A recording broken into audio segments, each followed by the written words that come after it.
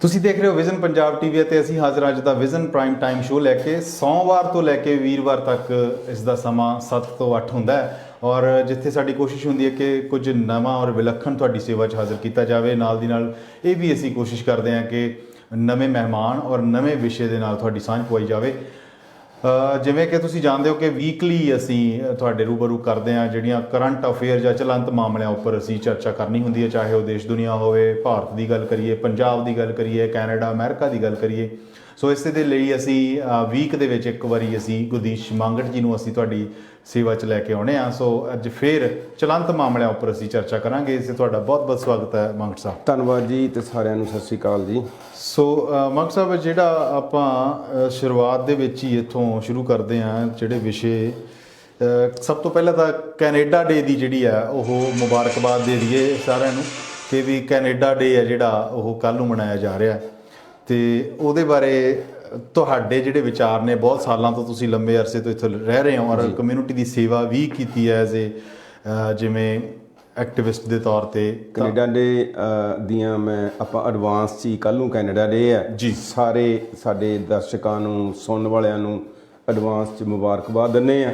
ਅਤੇ ਜਿਹੜੇ ਸਾਡੇ ਕੈਨੇਡਾ ਦੇ ਨਿਵਾਸੀ ਹੈ, ਅਸੀਂ ਜੋ ਪੰਜਾਬੀ ਪ੍ਰੋਗਰਾਮ ਸੁਣ ਰਹੇ ਨੇ, ਮੇਰਾ ਖਿਆਲ ਹੈ ਵੀ ਸਾਨੂੰ ਸਾਰਿਆਂ ਨੂੰ ਮਾਣ ਹੋਣਾ ਚਾਹੀਦਾ ਅਤੇ ਮਾਣ ਹੋਣ ਦੇ ਨਾਲ ਨਾਲ ਸ਼ੁਕਰਾਨਾ ਕਰਨਾ ਚਾਹੀਦਾ ਸਾਨੂੰ ਪਰਮਾਤਮਾ ਦਾ ਵੀ ਅਸੀਂ ਐਡੇ ਵਧੀਆ ਮੁਲਕ ਦੇ ਵਿੱਚ ਬੈਠੇ ਹਾਂ ਜਿਹਦੀ ਸਿਰਜਣਾ ਵੀ ਅਸੀਂ ਆਪ ਕੀਤੀ ਹੈ ਸਾਰਿਆਂ ਨੇ ਰਲ ਮਿਲ ਕੇ, ਚਾਹੇ ਸਾਡੇ ਤੋਂ ਪਹਿਲਾਂ ਵਾਲਿਆਂ ਨੇ ਤੇ ਚਾਹੇ ਅਸੀਂ। ਸੋ ਆਓ ਰਲ ਮਿਲ ਕੇ ਅਸੀਂ ਇਸ ਨੂੰ ਆਨੰਦਮਈ ਤਰੀਕੇ ਨਾਲ ਮਾਣੀਏ ਤੇ ਪ੍ਰੋਗਰਾਮ ਪਰਮਾਤਮਾ ਦਾ ਸ਼ੁਕਰਾਨਾ ਕਰੀਏ ਬਈ ਹਰ ਸਾਲ ਵਧੀਆ ਚੜ੍ਹਦਾ ਰਹੇ। ਤੇ ਸੋ ਕਰੋਨਾ ਦੀ ਸਥਿਤੀ ਕਰਕੇ ਮੰਗ ਸਾਹਿਬ ਜਿਹੜਾ ਇਸ ਵਾਰ ਕਹਿ ਰਹੇ ਕਿ ਵਿਰਚੁਅਲੀ ਜਿਹੜਾ ਹੋਮ ਕੈਨੇਡਾ ਡੇ ਮਨਾਇਆ ਜਾਏਗਾ, ਪਰ ਲੇਕਿਨ ਉਤਸ਼ਾਹ ਜਿਹੜਾ ਉਹ ਉਤਸ਼ਾਹ ਦੇ ਵਿੱਚ ਕੋਈ ਕਮੀ ਨਜ਼ਰ ਨਹੀਂ ਆ ਰਹੀ। ਚਾਹੇ ਜਿੰਨੇ ਵੀ ਇਮੀਗ੍ਰੈਂਟਸ ਇੱਥੇ ਆਏ ਆ, ਜਿਨ੍ਹਾਂ ਨੂੰ ਵੀ ਰੁਜ਼ਗਾਰ ਦਿੱਤਾ ਪੂਰੇ ਕੈਨੇਡਾ ਨੇ, ਸਾਡੀਆਂ ਪੀੜ੍ਹੀਆਂ ਦੀਆਂ ਪੀੜ੍ਹੀਆਂ ਜਿਹੜੀਆਂ ਉਹ ਸਵਰਗ ਦਾ ਇੱਕ ਨਕਸ਼ਾ ਬਣੀਆਂ ਨੇ ਇੱਥੇ ਆ ਕੇ। ਦੇਖੋ, ਜਦੋਂ ਆਪਾਂ ਆਪਣੇ ਮੁਲਕ ਦੀ ਗੱਲ ਕਰਦੇ ਹਾਂ ਸਾਨੂੰ ਮਾਣ ਹੈ ਜੀ। ਹੋਰਾਂ ਮੁਲਕਾਂ ਦੇ ਮੁਕਾਬਲੇ, ਬਹੁਤਿਆਂ ਮੁਲਕਾਂ ਦੇ ਮੁਕਾਬਲੇ ਸਾਨੂੰ ਜਿੱਦਾਂ ਇਹਨਾਂ ਨੇ ਸਾਂਭਿਆ ਇਸ ਮਹਾਮਾਰੀ ਦੇ ਦੌਰਾਨ ਦੇ ਵਿੱਚ ਆਪਣੇ ਸ਼ਹਿਰੀਆਂ ਨੂੰ, ਮੇਰਾ ਖਿਆਲ ਹੈ ਵੀ ਇਹ ਵੀ ਇੱਕ ਮਿਸਾਲ ਹੈ। ਸਾਡੇ ਜਿਹੜੇ ਸਰਕਾਰ ਜਾਂ ਸਾਡੇ ਸਿਆਸਤਦਾਨ ਇਸ ਲਈ ਵਧਾਈ ਦੇ ਪਾਤਰ ਨੇ ਵੀ ਉਹਨਾਂ ਨੇ ਇੰਨੇ ਵਧੀਆ ਤਰੀਕੇ ਦੇ ਨਾਲ ਆਪਣੇ ਨਾਗਰਿਕਾਂ ਦੀ ਸੇਵਾ ਕੀਤੀ ਆ ਤੇ ਉਹਨਾਂ ਨੂੰ ਸਹੂਲਤਾਂ ਦਿੱਤੀਆਂ। ਸੋ ਜਿੱਥੇ ਮੁਬਾਰਕਬਾਦ ਦਿੰਦੇ ਆ ਉੱਥੇ ਆਪਾਂ ਯਾਦ ਵੀ ਕਰਾਉਂਦੇ ਆ ਆਪਣੇ ਭਾਈਚਾਰੇ ਨੂੰ, ਆਪਣੇ ਸਾਰੇ ਦਰਸ਼ਕਾਂ ਨੂੰ ਬਈ ਜਿੱਥੇ ਸਾਨੂੰ ਇੱਥੇ ਅਧਿਕਾਰ ਮਿਲੇ ਨੇ। ਆਪਾਂ ਪਹਿਲਾਂ ਵੀ ਗੱਲ ਕਰਦੇ ਹੁੰਦੇ ਆ, ਉਹਦੇ ਨਾਲ ਨਾਲ ਸਾਡੀਆਂ ਡਿਊਟੀਜ਼ ਵੀ ਬਹੁਤ ਨੇ ਕਿਉਂਕਿ ਇਹਨੂੰ ਸੋਹਣਾ, ਵਧੀਆ, ਇੰਜੋਏਬਲ ਇੱਦਾਂ ਦਾ ਜਿਹੜਾ ਸਮਾਜਿਕ ਮਾਹੌਲ ਆਪਾਂ ਨੂੰ ਆਜ਼ਾਦੀ ਦਾ ਮਿਲਿਆ ਹੋਇਆ ਤੇ ਉਹਦੇ ਹਿਸਾਬ ਨਾਲ ਸਾਡੇ ਜਿਹੜੇ ਫਰਜ਼ ਨੇ ਉਹਨਾਂ ਨੂੰ ਨਿਭਾਉਣਾ ਵੀ ਬਹੁਤ ਜ਼ਰੂਰੀ ਹੈ। ਔਰ ਜਦੋਂ ਅਸੀਂ ਕਿਸੇ ਵੀ ਕੰਟਰੀ ਦੇ ਜਾਂ ਕਿਸੇ ਵੀ ਦੇਸ਼ ਦੇ ਅਸੀਂ ਬਸ਼ਿੰਦੇ ਬਣ ਜਾਂਦੇ ਹਾਂ ਜਾਂ ਇਹ ਕਹਿ ਲਓ ਕਿ ਨਾਗਰਿਕ ਬਣ ਜਾਂਦੇ ਹਾਂ ਔਰ ਸਾਡੀ ਜਿੱਥੇ ਸਾਨੂੰ ਅਧਿਕਾਰ ਮਿਲਦੇ ਨੇ ਔਰ ਡਿਊਟੀਆਂ ਵੀ, ਜ਼ਿੰਮੇਵਾਰੀਆਂ ਵੀ ਬਹੁਤ ਜ਼ਿਆਦਾ ਹੁੰਦੀਆਂ ਨੇ। ਅੱਜ ਹੀ ਮੰਗ ਸਾਹਿਬ ਗੱਲ ਹੋ ਰਹੀ ਸੀ ਕਿਸੇ ਨਾਲ, ਉਹ ਪਿਛਲੇ 45-46 ਸਾਲ ਤੋਂ ਉਹ ਕੈਨੇਡਾ ਦੇ ਵਿੱਚ ਰਹਿ ਰਹੇ ਆ। ਉਹ ਕਹਿੰਦੇ ਵੀ ਜਦੋਂ ਅਸੀਂ ਆਏ ਸੀ ਉਦੋਂ ਅਖਬਾਰ ਤੇ ਦੁੱਧ ਨਾ ਮਤਲਬ ਇੱਦਾਂ ਪਏ ਹੁੰਦੇ ਸੀ ਜਿਵੇਂ ਆਪਾਂ ਰੋਡ ਦੇ ਉੱਤੇ ਜਿਹੜੀ ਕਰਵ ਸਾਈਡ ਦੇ ਉੱਪਰ, ਉਹ ਦੁੱਧ ਦਾ ਕਹਿੰਦੇ ਪੈਕਟ ਲੈਣ ਲਈ ਤੁਸੀਂ ਕਹਿੰਦੇ ਉੱਥੋਂ ਪੈਸੇ ਰੱਖ ਦਿਓ ਤੇ ਦੁੱਧ ਦਾ ਪੈਕਟ ਤੁਸੀਂ ਲੈ ਕੇ ਘਰੇ ਲੈ ਜਾਓ। ਮਤਲਬ ਇੰਨੀ ਜ਼ਿਆਦਾ ਕਹਿੰਦੇ ਇਮਾਨਦਾਰੀ ਜਾਂ ਸਰ ਉਦੋਂ ਅੰਗਰੇਜ਼ੀ ਦੇ ਅਖਬਾਰ ਇੱਦਾਂ ਪਏ ਹੁੰਦੇ ਸੀ ਜਿਵੇਂ ਅੱਜ ਕੱਲ੍ਹ ਪੰਜਾਬੀ ਦੇ ਤੇ ਸਾਡੇ ਹਿੰਦੀ ਦੇ ਅਖਬਾਰ ਡੱਬਿਆਂ ਦੇ ਵਿੱਚ ਬਾਹਰ ਸੜਕਾਂ ਦੇ ਕੰਢਿਆਂ ਤੇ ਪਏ ਹੁੰਦੇ ਸੀ। ਜੀ। ਸੋ ਜਦੋਂ ਆਪਾਂ ਡਿਊਟੀਜ਼ ਦੀ ਗੱਲ ਕਰਦੇ ਹਾਂ ਤੇ ਹੱਕਾਂ ਦੀ ਗੱਲ ਕਰਦੇ ਹਾਂ, ਇਹ ਤਾਂ ਯਾਦ ਕਰਾਉਂਦੇ ਆ ਵੀ ਜਦੋਂ ਤੁਸੀਂ 40-45 ਸਾਲ ਪੁਰਾਣੀ ਗੱਲ ਕੀਤੀ ਹੈ, ਮੈਨੂੰ ਵੀ 40 ਸਾਲ ਹੋ ਚੱਲੇ ਜੀ, ਬਹੁਤ ਕੁਝ ਡਿਫਰੈਂਟ ਸੀਗਾ ਅੱਜ ਨਾਲੋਂ। ਉਦੋਂ ਸਮਾਜ ਥੋੜ੍ਹਾ ਜਿਹਾ, ਸਮਾਜ ਦੇ ਵਿੱਚ ਫਰਕ ਸੀ। ਇੰਨੀ ਜ਼ਿਆਦਾ ਰੇਸ ਦੌੜ ਜਿੰਨੀ ਅੱਜ ਕੱਲ੍ਹ ਲੱਗੀ ਹੋਈ ਆ ਉਦੋਂ ਹੈ ਨਹੀਂ ਸੀ। ਸ਼ੁਰੂਆਤ ਮੇਰੇ ਯਾਦ ਹੈ $3 ਪਰ ਆਵਰ ਉਦੋਂ ਮਿਨੀਮਮ ਵੇਜ ਹੁੰਦੀ ਸੀ, ਜਿਹੜੀ ਅੱਜ ਕੱਲ੍ਹ ਆਪਾਂ $15 ਤੇ $14-15 ਦੇ ਨੇੜੇ ਤੇੜੇ ਪਹੁੰਚੇ ਹੋਏ ਆ। ਉਦੋਂ ਆਮ ਘਰਾਂ ਦੀ ਕੀਮਤ ਲੱਖ, 1.5 ਲੱਖ, 3 ਲੱਖ ਵਾਲਾ ਤਾਂ ਬਹੁਤ ਲੱਗਦਾ ਹੁੰਦਾ ਸੀ ਵੀ ਬੜਾ ਮਹਿੰਗਾ ਘਰ ਕਿਸੇ ਨੇ ਲਿਆ ਹੋਇਆ। ਤੇ ਅੱਜ ਕੱਲ੍ਹ ਆਪਾਂ ਮਿਲੀਅਨ ਡਾਲਰ ਦੀਆਂ ਮੌਰਗੇਜਾਂ ਚੱਕਣ ਲੱਗੇ, ਗੁਰੇਜ਼ ਨਹੀਂ ਕਰਦੇ। ਸੋ ਸਵਰਗ ਨੂੰ ਨਰਕ ਬਣਾਉਣਾ ਆਪਣੇ ਹੀ ਹੱਥ ਹੈ। ਇਸੇ ਕਰਕੇ ਆਪਾਂ ਡਿਊਟੀਆਂ ਦੀ ਗੱਲ ਕਰਦੇ ਆਂ ਵੀ ਇਹ ਜਿੰਨਾ ਕੁ ਹੈਗਾ ਇਹਨੂੰ ਬਣਾਈ ਰੱਖੀਏ ਤੇ ਇਹਨੂੰ ਸਾਫ਼ ਸੁਥਰਾ ਰੱਖੀਏ। ਸਾਡੇ ਜੋ ਕਰਤੱਵ ਨੇ ਉਹਨਾਂ ਤੋਂ ਅਸੀਂ ਕਿਤੇ ਮੁਨਕਰ ਨਾ ਹੋ। ਜੋ ਸਾਨੂੰ ਸਿਆਸੀ ਮਾਹੌਲ ਜਾਂ ਕਹਿ ਲਓ ਵੀ ਢਾਂਚਾ ਇੱਥੇ ਬਣਿਆ ਹੋਇਆ ਮਿਲਿਆ ਜੀ, ਅਸੀਂ ਉਹਦੇ ਵਿੱਚ ਆਪਣੇ ਮੁਲਕਾਂ ਵਾਲੇ ਜਿਹੜੇ ਤੌਰ ਤਰੀਕੇ ਨੇ ਉਹਨਾਂ ਨੂੰ ਲਿਆ ਕੇ ਰਲ ਗੱਡ ਕਰਕੇ ਤੇ ਇਹਨੂੰ ਨਰਕ ਬਣਾਉਣ ਦੇ ਭਾਗੀਦਾਰ ਨਾ ਬਣੀ। ਜੀ ਬਿਲਕੁਲ ਸਹੀ ਕਿਹਾ। ਤੇ ਔਰ ਆਪਾਂ ਆਓ ਸਾਡੇ ਦਰਸ਼ਕਾਂ ਨੂੰ ਵੀ ਜਿਹੜਾ ਕੈਨੇਡਾ ਦੀ ਜਿਹੜੀ ਮੁਬਾਰਕਬਾਦ ਦੇ ਦਈਏ, ਔਰ ਸਾਰੇ ਦਰਸ਼ਕਾਂ ਨੂੰ ਜਿਹੜੇ ਵੀ ਪ੍ਰੋਗਰਾਮ ਦੇਖ ਰਹੇ ਨੇ ਜਾਂ ਪ੍ਰੋਗਰਾਮ ਦੇ ਖਤਮ ਹੋਣ ਤੋਂ ਬਾਅਦ ਵੀ ਜਿਹੜਾ ਤੁਸੀਂ ਇਸ ਪ੍ਰੋਗਰਾਮ ਦਾ ਜਿਹੜਾ ਲਿੰਕ ਹੈ ਫੇਸਬੁੱਕ ਦੇ ਉੱਪਰ ਦੇਖੋਗੇ। ਸੋ ਸਾਡੀ ਟੀਮ ਵੱਲੋਂ ਵਿਜ਼ਨ ਪੰਜਾਬ ਟੀਵੀ ਦੀ ਸਾਰੀ ਟੀਮ ਵੱਲੋਂ, ਸਮੁੱਚੀ ਟੀਮ ਵੱਲੋਂ, ਚਾਹੇ ਉਹ ਇੰਡੀਆ ਦੇ ਵਿੱਚ ਹੈ, ਚਾਹੇ ਕੈਨੇਡਾ ਦੇ ਵਿੱਚ ਹੈ, ਚਾਹੇ ਹੋਰ ਕਿਸੇ ਵੀ ਕੰਟਰੀ ਦੇ ਵਿੱਚ ਸਾਡੇ ਸਟੂਡੀਓਜ਼ ਜਿੱਥੇ ਵੀ ਇਹ ਮੌਜੂਦ ਨੇ, ਸਾਰਿਆਂ ਵੱਲੋਂ ਸਾਰੀ ਲੋਕਾਈ ਨੂੰ ਕੈਨੇਡਾ ਡੇ ਦੀਆਂ ਮੁਬਾਰਕਾਂ। ਔਰ ਹੱਸਦੇ ਰਹੋ, ਵਸਦੇ ਰਹੋ, ਖੁਸ਼ੀਆਂ ਮਾਣੋ, ਚੜ੍ਹਦੀ ਕਲਾ 'ਚ ਰਹੋ। ਔਰ ਸਾਡੀਆਂ ਜਿਹੜੀਆਂ ਡਿਊਟੀਜ਼ ਨੇ ਕੈਨੇਡਾ ਪ੍ਰਤੀ, ਇਸ ਮੁਲਕ ਪ੍ਰਤੀ ਜੋ ਕੰਟਰੀ ਨੇ ਸਾਨੂੰ ਦਿੱਤਾ, ਉਹਨਾਂ ਡਿਊਟੀਆਂ ਤੋਂ ਕਦੇ ਮੁਨਕਰ ਨਾ ਹੋਈਏ ਔਰ ਹਮੇਸ਼ਾ ਆਪਣੇ ਕਰਤੱਵ, ਆਪਣੀਆਂ ਜ਼ਿੰਮੇਵਾਰੀਆਂ ਨੂੰ ਨਿਭਾਉਂਦੇ ਜਾਈਏ। ਔਰ ਆਪਣੀਆਂ ਆਉਣ ਵਾਲੀਆਂ ਨਸਲਾਂ ਨੂੰ ਵੀ ਇਹ ਦੱਸੀਏ ਕਿ ਸਾਨੂੰ ਇਸ ਕੰਟਰੀ ਨੇ ਜੋ ਦਿੱਤਾ ਹੈ ਉਹਦਾ ਕਦੇ ਵੀ ਅਸੀਂ ਕਿਰਤਕਾਨ ਨਾ ਹੋਈਏ, ਨਾ ਸ਼ੁਕਰੇ ਨਾ ਹੋਈਏ, ਹਮੇਸ਼ਾ ਸ਼ੁਕਰਗੁਜ਼ਾਰ ਰਹੀਏ। ਔਰ ਇੱਕ ਵਾਰੀ ਫਿਰ ਤੋਂ ਕੈਨੇਡਾ ਡੇ ਦੀਆਂ ਮੁਬਾਰਕਾਂ ਸਾਡੀ ਸਾਰੀ ਟੀਮ ਵੱਲੋਂ। ਸੋ ਮਮ ਸਾਹਿਬ ਅੱਗੇ ਗੱਲ ਨੂੰ ਵਧਾਈਏ ਤਾਂ ਆਪਾਂ ਇਸੇ ਕੈਨੇਡਾ ਦੇ ਇਹ ਸਵਰਗ ਨਰਕ ਵਾਲੀ ਜਿਹੜੀ ਗੱਲ ਹੈ ਨਾ ਜੀ, ਇਸੇ ਨੂੰ ਹੀ ਅੱਗੇ ਤੋਰਦੇ ਆਂ। ਦੇਖੋ ਕਾਫੀ ਦਿਨਾਂ ਤੋਂ ਖਬਰਾਂ ਦੇ ਵਿੱਚ ਸਾਡੇ ਨੌਜਵਾਨ ਫੇਰ ਚਰਚਾ 'ਚ ਰਹੇ ਨੇ। ਕਿਤੇ ਤਾਂ ਉਹ ਕਾਰਾਂ ਦੇ ਪਹੀਆਂ ਦਾ ਧੂਆਂ ਕੱਢਦੇ ਦਿਖਾਈ ਦਿੱਤੇ ਨੇ, ਚੀਕਾਂ ਕਢਾਉਂਦੇ ਦਿਖਾਈ ਦਿੱਤੇ ਨੇ, ਤੇ ਸੜਕ ਦੇ ਵਿੱਚ ਉਹ ਆ ਜਿਹੜੀਆਂ ਕਹਿੰਦੇ ਨੇ ਆਪਣੇ ਬਾਦਲ ਸਾਹਿਬ ਦਾ ਕਹਿਣਾ ਸੀ ਵੀ ਬੰਬ ਮਾਰ ਦੋ ਚਾਹੇ ਸੜਕ ਨਹੀਂ ਟੁੱਟਦੀ, ਉੱਦਾਂ ਦੀਆਂ ਸੜਕਾਂ ਦੇ ਵੀ ਉਹਨਾਂ ਨੇ ਕਹਿੰਦੇ ਟੋਏ ਕੱਢਤੇ ਰਬੜ ਦੇ ਟਾਇਰਾਂ ਦੇ ਨਾਲ। ਸੋ ਪਿੱਛੇ ਜੇ 2-3 ਦਿਨ ਦੀ ਖਬਰ ਚੱਲਦੀ ਸੀ ਵੀ ਇੱਕ ਸਟੰਟ ਡਰਾਈਵਿੰਗ ਦੇ ਕੇਸ ਦੇ ਵਿੱਚ ਇੱਕ ਵੀਡੀਓ ਵਾਇਰਲ ਹੋਈ ਸੀ। ਇੱਕ ਲਾਇਸੈਂਸ ਪਲੇਟ ਜਿਹਦਾ ਸੂਬੇਦਾਰ ਨਾਂ ਪਲੇਟ ਦਾ ਨੰਬਰ ਲਿਖਿਆ ਹੋਇਆ ਸੀ, ਉਹ ਸੂਬੇਦਾਰ ਸਾਹਿਬ ਫੜੇ ਗਏ ਨੇ। ਅੱਛਾ, ਹਾਂ, ਮਤਲਬ ਫੀਤੀਆਂ ਲੱਗ ਚੁੱਕੀਆਂ ਉਹਨਾਂ ਦੇ ਫੀਤੀਆਂ। ਉਹ ਸੂਬੇਦਾਰ ਸਾਹਿਬ ਦਾ ਨਾਂ ਨਿਕਲਿਆ ਲਵਪ੍ਰੀਤ ਸਿੰਘ ਵੜਿੰਗ। ਅੱਛਾ, ਤੇ ਉਹ 21 ਸਾਲ ਆ ਉਹਨਾਂ ਦੀ ਉਮਰ ਜੀ।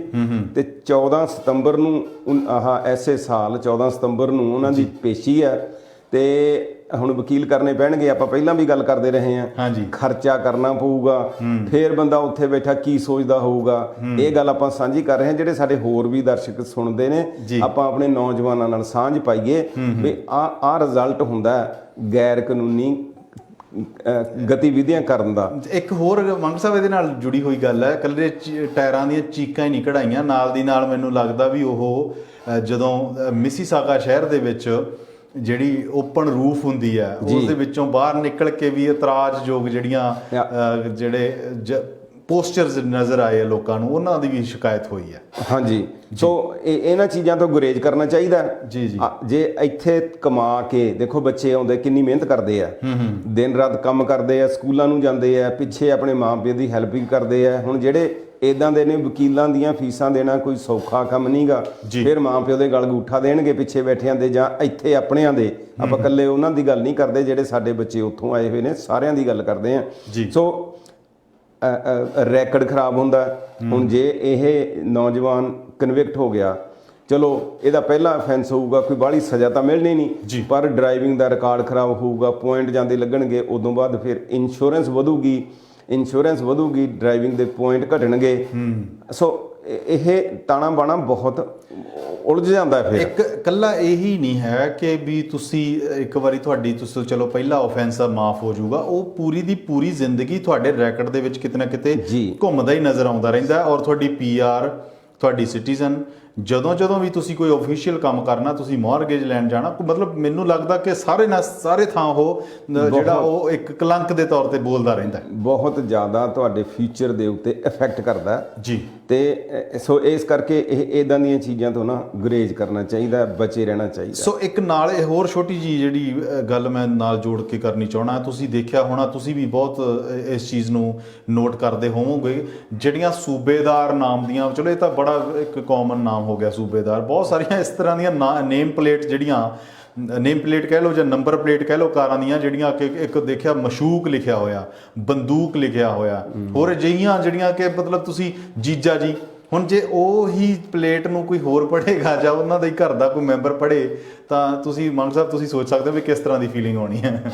ਦੇਖੋ ਅੱਗੇ ਵੀ ਨਾ ਇੱਕ ਸ਼ੋਅ ਦੇ ਵਿੱਚ ਇਹਦੇ ਬਾਰੇ ਚਰਚਾ ਛਿੜੀ ਸੀ ਤੇ ਅਸੀਂ ਪੂਰਾ ਸ਼ੋਅ ਹੀ ਇਸ ਮਸਲੇ ਤੇ ਕੀਤਾ ਸੀ ਵੀ ਜਿਹੜੀਆਂ ਇਹ ਲਾਇਸੈਂਸ ਪਲੇਟਾਂ ਇਦਾਂ ਦੀਆਂ ਲਈਆਂ ਜਾਂਦੀਆਂ ਨੇ, ਇਹ ਬੜੀ ਵਧੀਆ ਗੱਲ ਹੈ।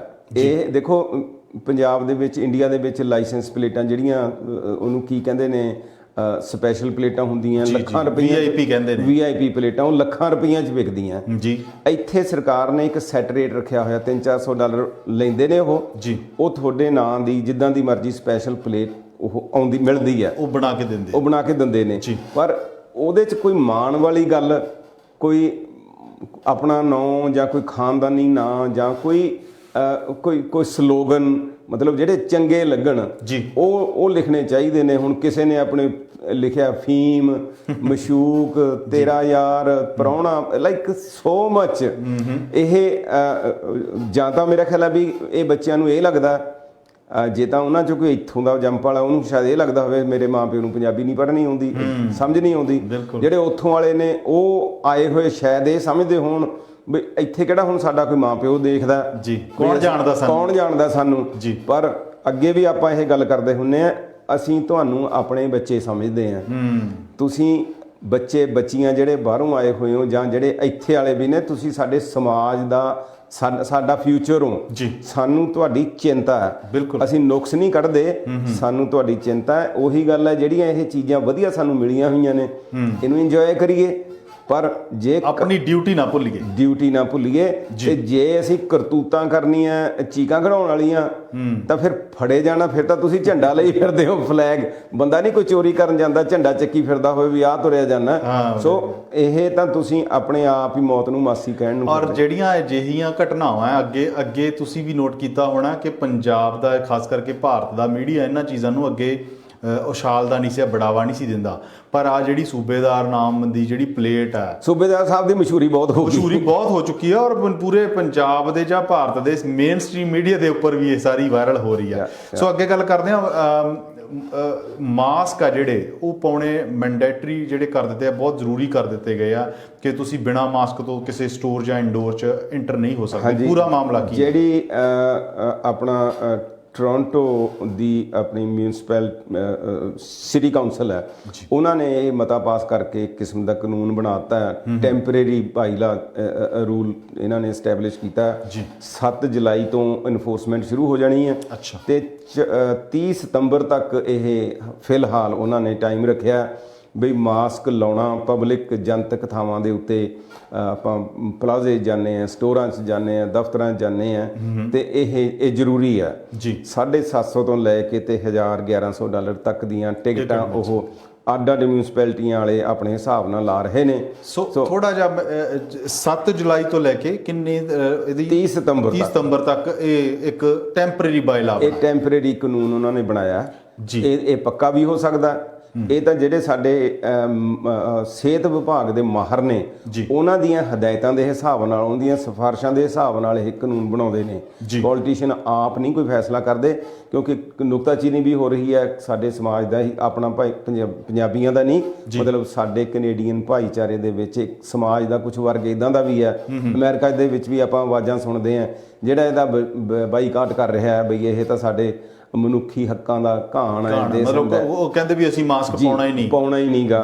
ਸੋ ਪਰ ਜਿਵੇਂ ਕਹਿੰਦੇ ਹੁੰਦੇ ਆ ਵੀ ਜੇ ਸਿਹਤ ਹੈ ਤਾਂ ਸਾਰਾ ਕੁਝ ਹੈ। ਬਿਲਕੁਲ। ਸੋ ਜਿਹੜੇ ਸਿਹਤ ਦੇ ਮਾਹਰ ਨੇ ਸਾਡੇ, ਉਹ ਜੋ ਰਿਕਮੈਂਡੇਸ਼ਨਾਂ ਕਰਦੇ ਆ, ਸਾਨੂੰ ਉਹਦੇ ਹਿਸਾਬ ਨਾਲ ਕਾਨੂੰਨਾਂ ਦੀ ਪਾਲਣਾ ਕਰਨਾ ਸਾਡਾ ਫਰਜ਼ ਹੈ। ਸੋ ਇੱਕ ਹੋਰ ਮੈਂ ਤੁਹਾਡੇ ਤੋਂ ਜਾਣਕਾਰੀ ਹਾਸਲ ਕਰਨੀ ਚਾਹੁੰਦਾ ਕਿ ਮੰਗ ਸਾਹਿਬ, ਜਦੋਂ ਇਹ ਮਾਸਕ ਪਹਿਨਣਾ ਜ਼ਰੂਰੀ ਕਰ ਦਿੱਤਾ ਗਿਆ, ਨਾਲ ਦੀ ਨਾਲ ਇਹ ਵੀ ਦੱਸਦੇ ਜਾਓ ਕਿ ਵੀ ਜਿਹੜਾ ਜਦੋਂ ਆਪਾਂ ਕੋਈ ਵਾਕ ਕਰਨ ਚੱਲੇ ਆ ਜਾਂ ਕਿਸੇ ਪਬਲਿਕ ਪਲੇਸ ਤੇ ਨਹੀਂ ਹੈਗੇ, ਉੱਥੇ ਇਹ ਮਾਸਕ ਲਾਉਣਾ ਜ਼ਰੂਰੀ ਆ ਜਾਂ ਨਹੀਂ, ਜਾਂ ਘਰੋਂ ਨਿਕਲਣ ਸਾਰ ਹੀ ਮਾਸਕ ਲਾਉਣਾ ਬਹੁਤ ਜ਼ਰੂਰੀ ਬਣ ਗਿਆ? ਦੇਖੋ, ਇਹਦੀਆਂ ਨਾ ਡਿਟੇਲ ਹੁਣ ਮੈਂ ਇੱਕ ਅੱਧੇ ਦਿਨ 'ਚ ਆਉਣ ਲੱਗ ਜਾਣੀਆਂ ਨੇ, ਉਹ ਵੀ ਸ਼ੇਅਰ ਕਰ ਦਾਂਗੇ। ਉਹ ਆਪਾਂ ਸ਼ੇਅਰ ਕਰਾਂਗੇ ਤੇ ਆਪਾਂ ਰਿਕਮੈਂਡ ਕਰਦੇ ਹਾਂ, ਆਪਾਂ ਸਾਰਿਆਂ ਨੂੰ ਇਹ ਬੇਨਤੀ ਕਰਦੇ ਹਾਂ ਬਈ ਮੋਸਟਲੀ ਆਪਣੇ ਘਰਾਂ ਦੇ ਵਿੱਚ ਕੰਪਿਊਟਰ, ਇੰਟਰਨੈਟ, ਗੂਗਲ ਹੈਗੇ। ਬੱਚਿਆਂ ਤੋਂ ਸਗੋਂ ਇਹ 'ਚ ਬੱਚਿਆਂ ਨੂੰ ਇਨਵੋਲਵ ਕਰੀਏ ਵੀ ਭਾਈ ਸਾਨੂੰ ਲੱਭ ਕੇ ਪੜ੍ਹ ਕੇ ਦੱਸੋ ਅਸਲ ਕਹਾਣੀ ਕੀ ਹੈ।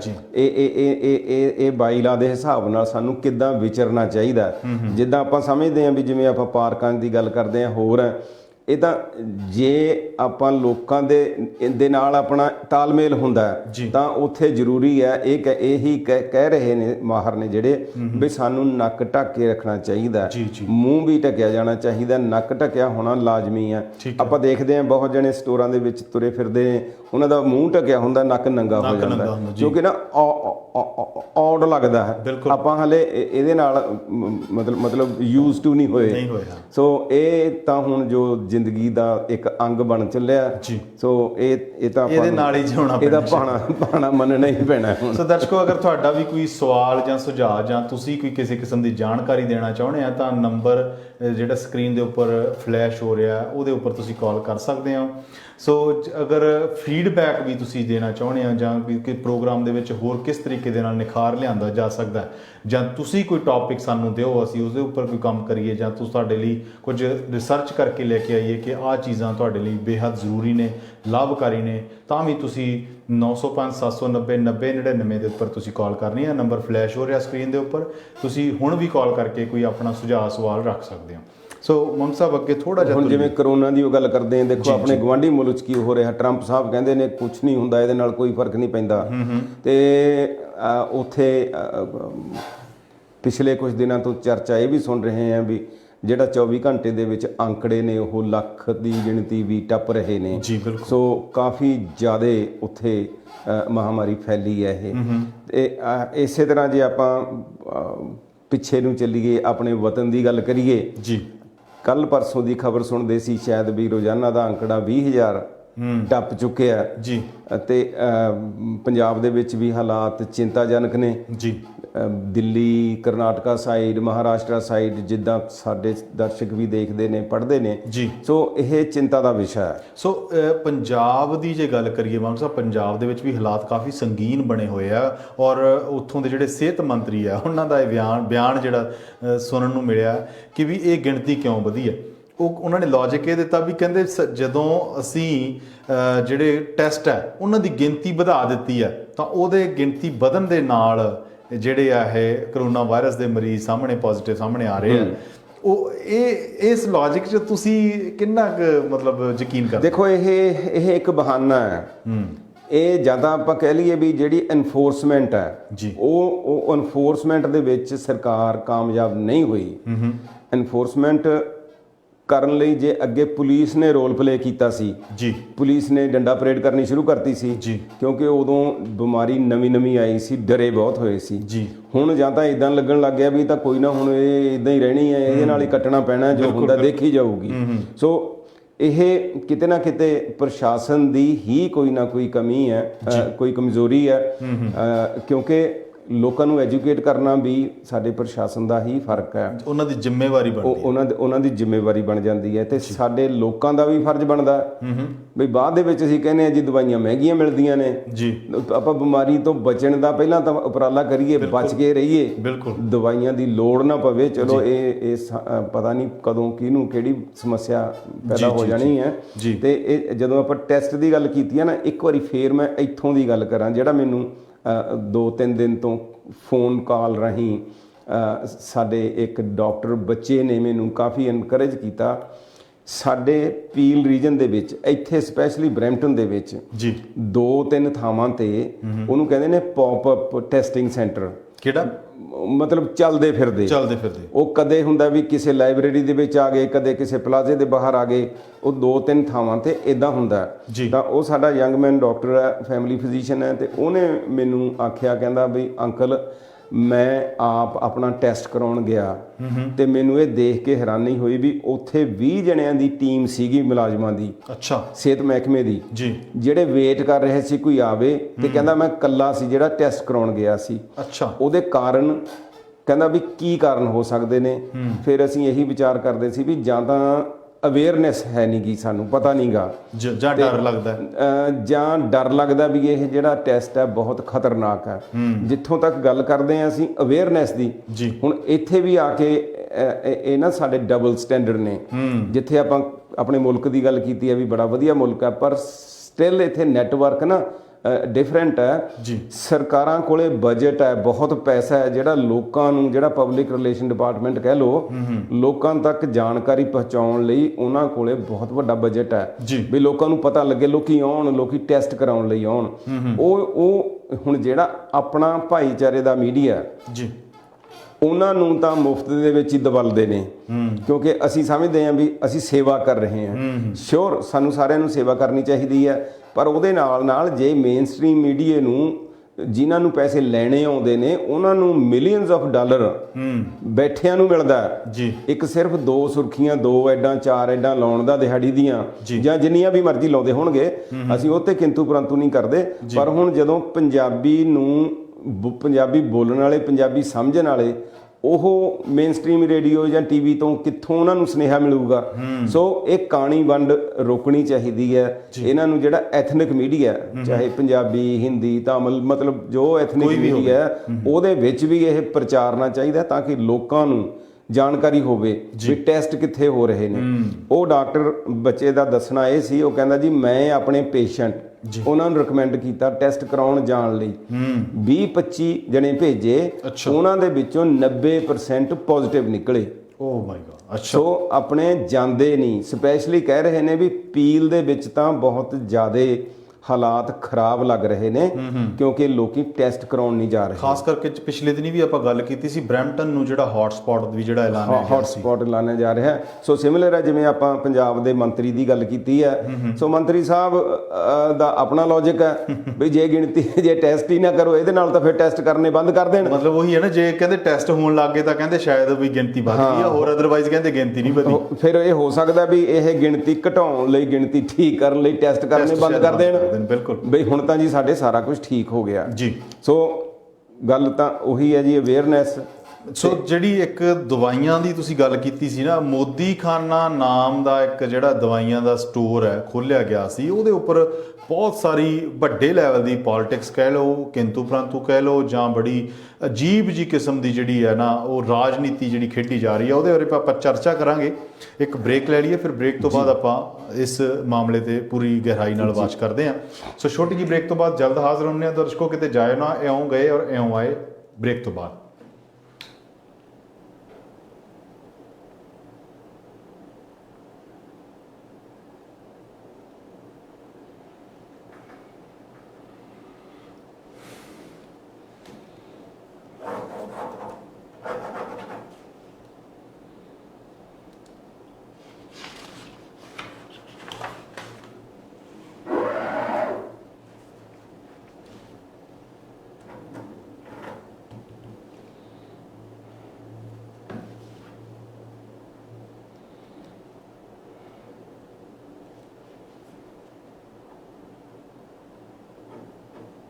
ਕਿ ਤੁਸੀਂ ਵੀ ਲੱਭ ਰਹੇ ਹੋ ਪ੍ਰਾਪਰਟੀ, ਤਾਂ ਅੱਜ ਹੀ ਸੰਪਰਕ ਕਰੋ ਸੁਨੀਲ ਗਰਗ ਨੂੰ, ਜੋ ਕਿ ਵਿਨੀਪੈਗ ਮੈਨੀਟੋਬਾ ਵਿੱਚ ਬਾਇਰਸ ਤੇ ਸੈਲਰਸ ਨਾਲ ਹਰ ਪ੍ਰਾਈਸ ਪੁਆਇੰਟ ਤੇ ਕਰਦੇ ਨੇ ਕੰਮ। ਚਾਹੇ ਬਾਇਰਸ ਲਈ ਮਲਟੀਪਲ ਆਫਰ ਸਿਚੁਏਸ਼ਨ ਹੋਵੇ ਜਾਂ ਸੈਲਰਸ ਲਈ ਵਧੀਆ ਮੁੱਲ ਤੇ ਗੱਲਬਾਤ ਕਰਨਾ, ਸੁਨੀਲ ਗਰਗ ਪ੍ਰੋਵਾਈਡ ਕਰਵਾਉਂਦੇ ਨੇ ਕਲਾਇੰਟਸ ਨੂੰ ਹਰ ਸਿਚੁਏਸ਼ਨ ਵਿੱਚ ਫਾਇਦੇਮੰਦ deal, simplified process and hassle free experience. ਇਹੀ ਚੀਜ਼ ਬਣਾਉਂਦੀ ਹੈ ਸੁਨੀਲ ਗਰਗ ਨੂੰ ਬਾਕੀਆਂ ਨਾਲੋਂ ਵੱਖ। ਫੁੱਲ MLS listings, strong online presence, open houses until sold, negotiable commission, property कोई भी होवे, residential building, commercial spaces, hotels, gas stations, motels and many more। अपनी ड्रीम प्रॉपर्टी लैन ਲਈ ਅੱਜ ਹੀ ਸੰਪਰਕ ਕਰੋ ਸੁਨੀਲ ਗਰਗ ਨੂੰ 2042920177 ਤੇ।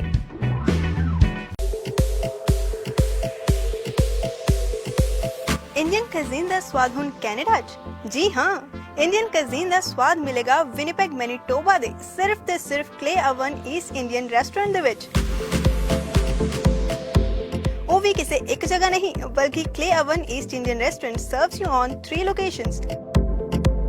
For memorable food and exceptional value, you can contact us at, you can also mail us at। ਹੁਣ ਤੁਹਾਡੇ ਸੁਪਨਿਆਂ ਦਾ ਘਰ ਖਰੀਦਣਾ ਤੇ ਪ੍ਰਾਪਰਟੀ ਨੂੰ ਵੇਚਣਾ ਹੋਇਆ ਹੋਰ ਵੀ ਸੁਖਾਲਾ, ਕਿਉਂਕਿ ਹੁਣ ਹਰਪ੍ਰੀਤ ਰੱਖਰਾ ਸ਼ੁਰੂ ਤੋਂ ਲੈ ਕੇ ਅੰਤ ਤੱਕ ਦੇਣਗੇ ਤੁਹਾਡਾ ਸਾਥ। ਹਰਪ੍ਰੀਤ ਰੱਖਰਾ ਦਿਵਾਉਣਗੇ ਤੁਹਾਡੀ ਪ੍ਰਾਪਰਟੀ ਤੇ ਬੈਸਟ ਅਤੇ ਫਾਇਦੇਮੰਦ ਡੀਲ। ਅੱਜ ਹੀ ਆਪਣਾ ਨਵਾਂ ਘਰ ਪ੍ਰੀ ਕੰਸਟਰਕਸ਼ਨ ਸਾਈਟ ਜਾਂ ਕੰਡੋਜ਼ ਬੁੱਕ ਕਰਾਉਣ ਲਈ ਕਾਲ ਕਰੋ ਹਰਪ੍ਰੀਤ ਰੱਖੜਾ ਨੂੰ 6477205454 ਤੇ 647 720 5454 ਤੇ।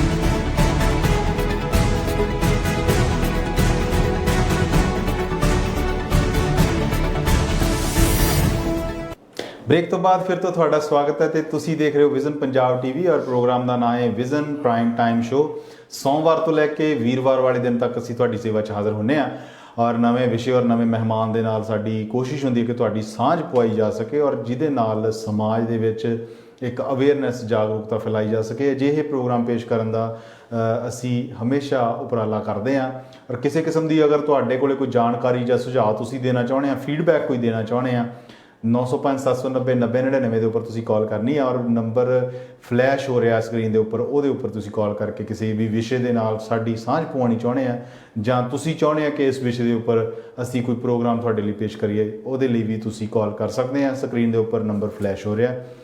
ਸੋ ਪ੍ਰੋਗਰਾਮ ਅੱਜ ਅਸੀਂ ਚਲੰਤ ਮਾਮਲਿਆਂ ਉੱਪਰ ਗੱਲ ਕਰ ਰਹੇ ਹਾਂ, ਜਿਹੜੀ ਕਰੰਟ ਅਫੇਅਰਸ ਦੀ ਗੱਲ ਕਰਦੇ ਹਾਂ। ਦੇਸ਼ ਦੁਨੀਆ ਦੀਆਂ ਜਿੰਨੀਆਂ ਵੀ ਤਾਜ਼ਾ ਤਰੀਨ ਖਬਰਾਂ ਨੇ ਉਹਨਾਂ ਦੀ ਅਸੀਂ ਪੜਚੋਲ ਕਰਨ ਦੇ ਲਈ ਅੱਜ ਫਿਰ ਸਟੂਡੀਓ ਦੇ ਵਿੱਚ ਗੁਰਦੀਸ਼ ਮੰਗਟ ਜੀ ਨੂੰ ਲੈ ਕੇ ਆਏ ਹਾਂ। ਸੋ ਤੁਹਾਡਾ ਫਿਰ ਤੋਂ ਇੱਕ ਵਾਰੀ ਸਵਾਗਤ ਹੈ ਜੀ। ਧੰਨਵਾਦ ਜੀ।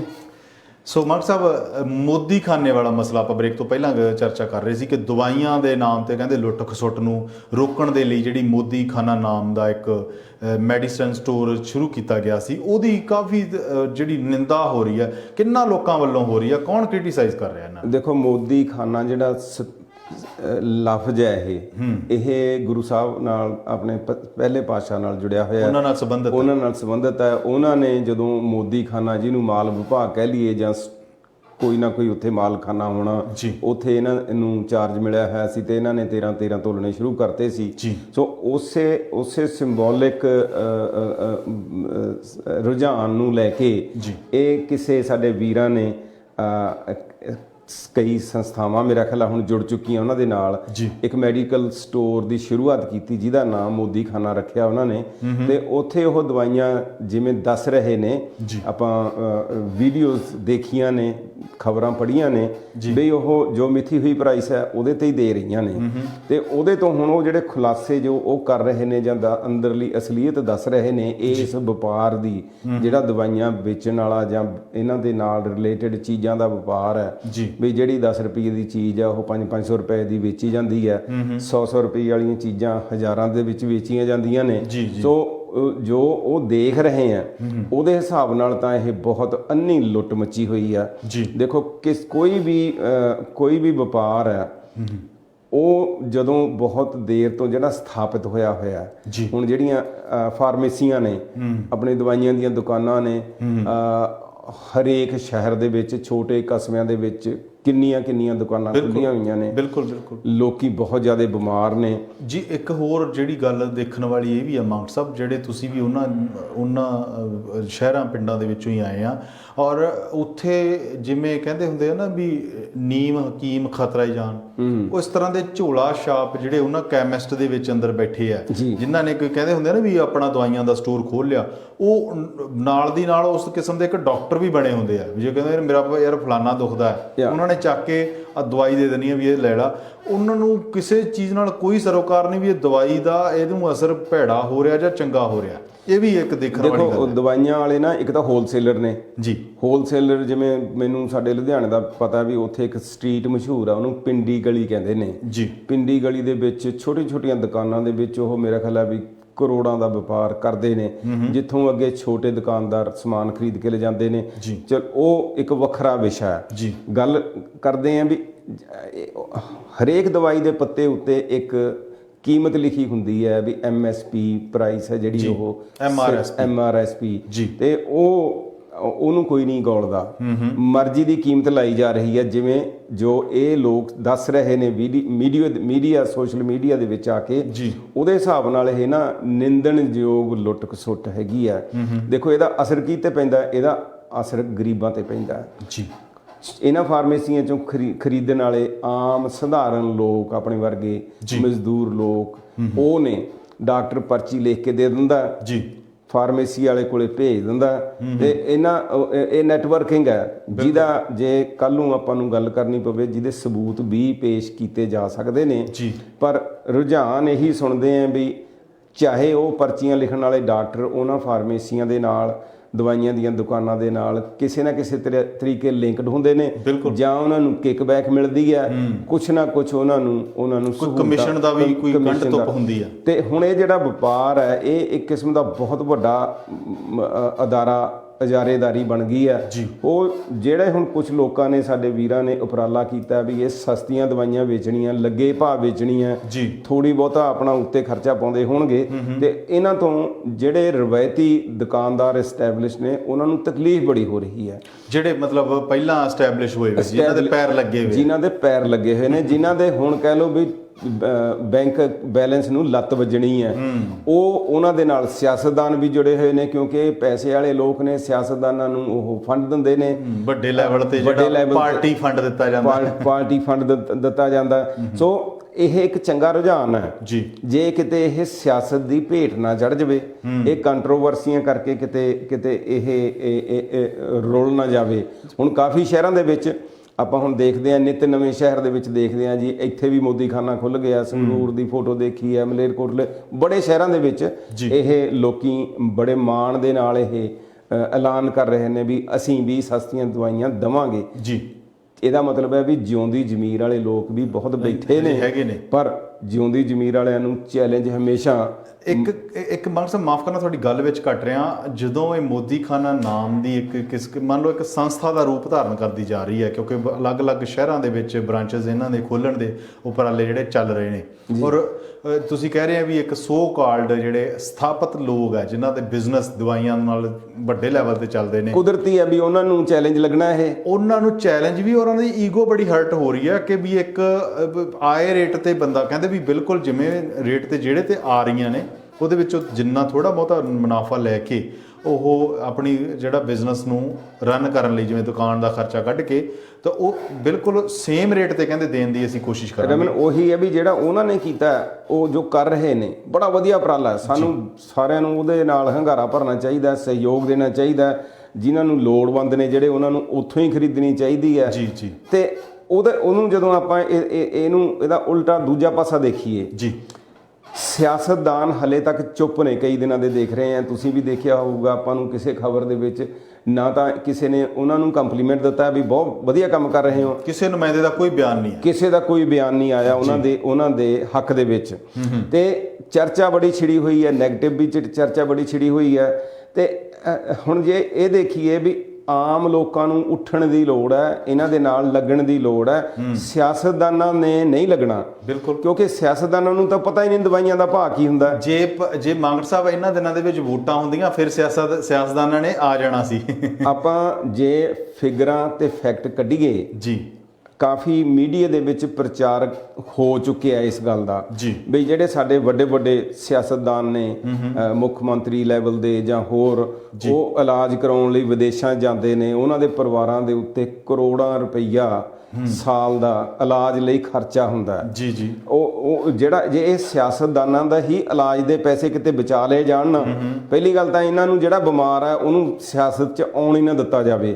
ਤੇ ਇਹਨਾਂ ਦੇ ਜੋ ਰਕਮ ਬਚਣੀ ਹੈ ਨਾ ਜੀ, ਪੈਸਾ ਬਚਣਾ, ਉਹਦੇ ਨਾਲ ਗਰੀਬਾਂ ਦਾ ਇਲਾਜ ਮੁਫਤ ਹੋ ਸਕਦਾ। ਮੈਨੂੰ ਇਹ ਲੱਗਦਾ ਵੀ ਜਿਹੜੇ ਹਿਸਾਬ ਨਾਲ ਤੁਸੀਂ ਇਹ ਫਿਗਰ ਆਊਟ ਕਰਕੇ ਲੈ ਕੇ ਆਏ ਆ ਕਿ ਜਿਹੜਾ ਬੰਦਾ ਜਿਨ੍ਹਾਂ ਦੇ ਕਰੋੜਾਂ ਰੁਪਈਆ ਖਰਚ ਕੀਤਾ ਜਾਂਦਾ ਹਰੇਕ ਸਾਲ, ਉਹ ਬੋਝ ਨੇ ਸਾਡੇ ਸਮਾਜ ਤੇ। ਉਹੀ ਹੈ ਬਿਲਕੁਲ, ਉਹੀ ਕਰੋੜਾਂ ਰੁਪਈਆ ਆਪਣੇ ਲੋਕਲ ਰਹਿ ਕੇ ਲੋਕਲ ਟਰੀਟਮੈਂਟ ਕਰਵਾਉਣ, ਲੋਕਲ ਹਸਪੀਟਲ ਜਿਹੜੇ ਸਰਕਾਰੀ ਹਸਪਤਾਲ ਆ, ਸਾਡੇ ਕਲੀਨਿਕ ਨੇ, ਜਾਂ ਫ੍ਰੀ ਦੇ ਵਿੱਚ ਵੀ ਇਹ ਦਵਾਈਆਂ ਦਿੰਦੇ ਰਹਿਣ ਨਾ, ਤੇ ਮੈਨੂੰ ਲੱਗਦਾ ਵੀ ਸ਼ਾਇਦ ਘਾਟਾ ਨਹੀਂ ਪਊਗਾ। ਰਮਨ, ਆਪਣੇ ਨੈਟਵਰਕ ਬਹੁਤ ਵਧੀਆ ਬਣਿਆ ਹੋਇਆ, ਸਰਕਾਰੀ ਹਸਪੀਟਲ ਨੇ, ਪਿੰਡਾਂ ਦੇ ਵਿੱਚ ਛੋਟੀਆਂ ਡਿਸਪੈਂਸਰੀਆਂ ਨੇ, ਉੱਥੇ ਇਹਨਾਂ ਨੂੰ ਫ੍ਰੀ ਦਵਾਈਆਂ ਵੰਡਣਾ ਇਹਨਾਂ ਦਾ ਇਹ ਫਰਜ਼ ਹੈ।